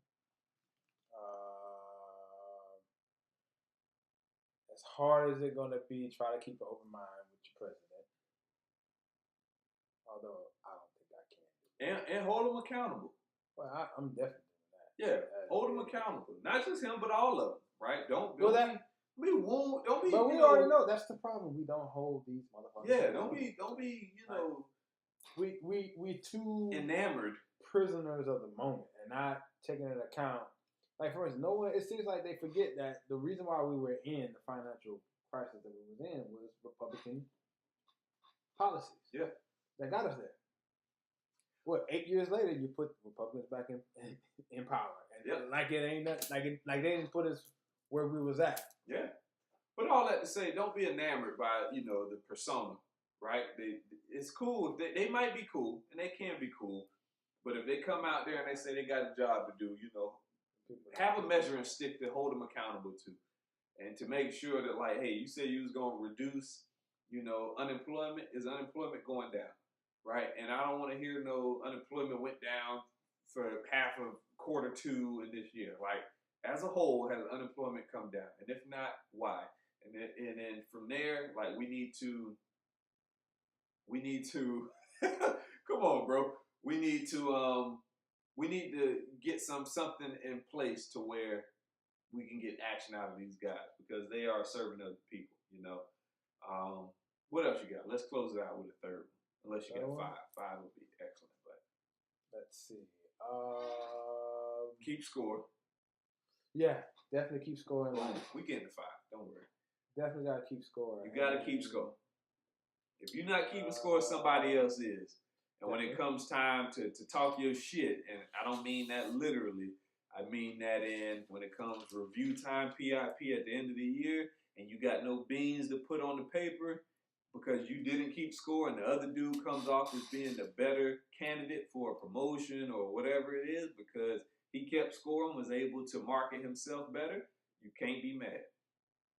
Can't be mad. 4. And last but not least. No, we got to get 2 more. We ain't stopping on 4. We stopping on 5. That's what I'm saying. We at 5, right? No, we at 3 right now. Okay. What you got from Liam? I don't know if you're gonna agree with me on that one, but I don't know, man. I'm not. Hot take alert. Yeah, like I said, I'm not. I won't necessarily say he's racist in that one, man. I think context is a motherfucker in that one. Because like I said, as a young man, I was hot-headed as well. There's a lot of shit I got myself into, could have got myself into. And if I would put myself in that position, that's been, like I said, I had a good homeboy of mine. Shout out to Delvin Lee. You know what I'm saying? I think about that boy at least once a week, if not more. You know what I'm saying? Like, yeah. That was a situation where, hey, when I found out about it, if I could have, I would have. So and at that point I was 21. Well, maybe that's something to maybe y'all could take away the same lesson. And I wouldn't have been there, and I wouldn't be here today. Yeah, maybe y'all could take away the same lesson though. It's not to say that you're above the same criticism or the same comments, right? It's that we all have flashes of anger, right? But it shouldn't be, I think, projected upon. You shouldn't generalize in that instance, right? It's okay to be angry at somebody, but make sure that who you direct your anger at is who it's intended for. So I had an idea who it was. Okay, so if that's fair, that's fair. I ain't saying don't be angry, but to come out here with a, you know, just this cloud that any black person could get, any white boy, or any white person. I mean, I don't think we should be perpetuating that notion right there. Now, if you know who did it, look, if you saying you want to meet him at the flagpole, I got nothing against that, right? Because you know who it was. If you know generally what he looked like, that's better than saying our entire race or culture of people to me. True. So, I'll give you that. Control your anger. We'll rock with control your anger for 4. Lean might not be racist. You know, maybe I went too far in calling him racist, but you know, he just in that point in time, definitely a racist moment. Definitely a racist moment. He had a little flash of racism, right? Oh fuck, we didn't even touch on the Gucci shit. No, we didn't. This is easy. Don't buy Gucci. And you know what? You wasn't buying it already. I wasn't buying it, so don't fucking support him. I won't buy it no more.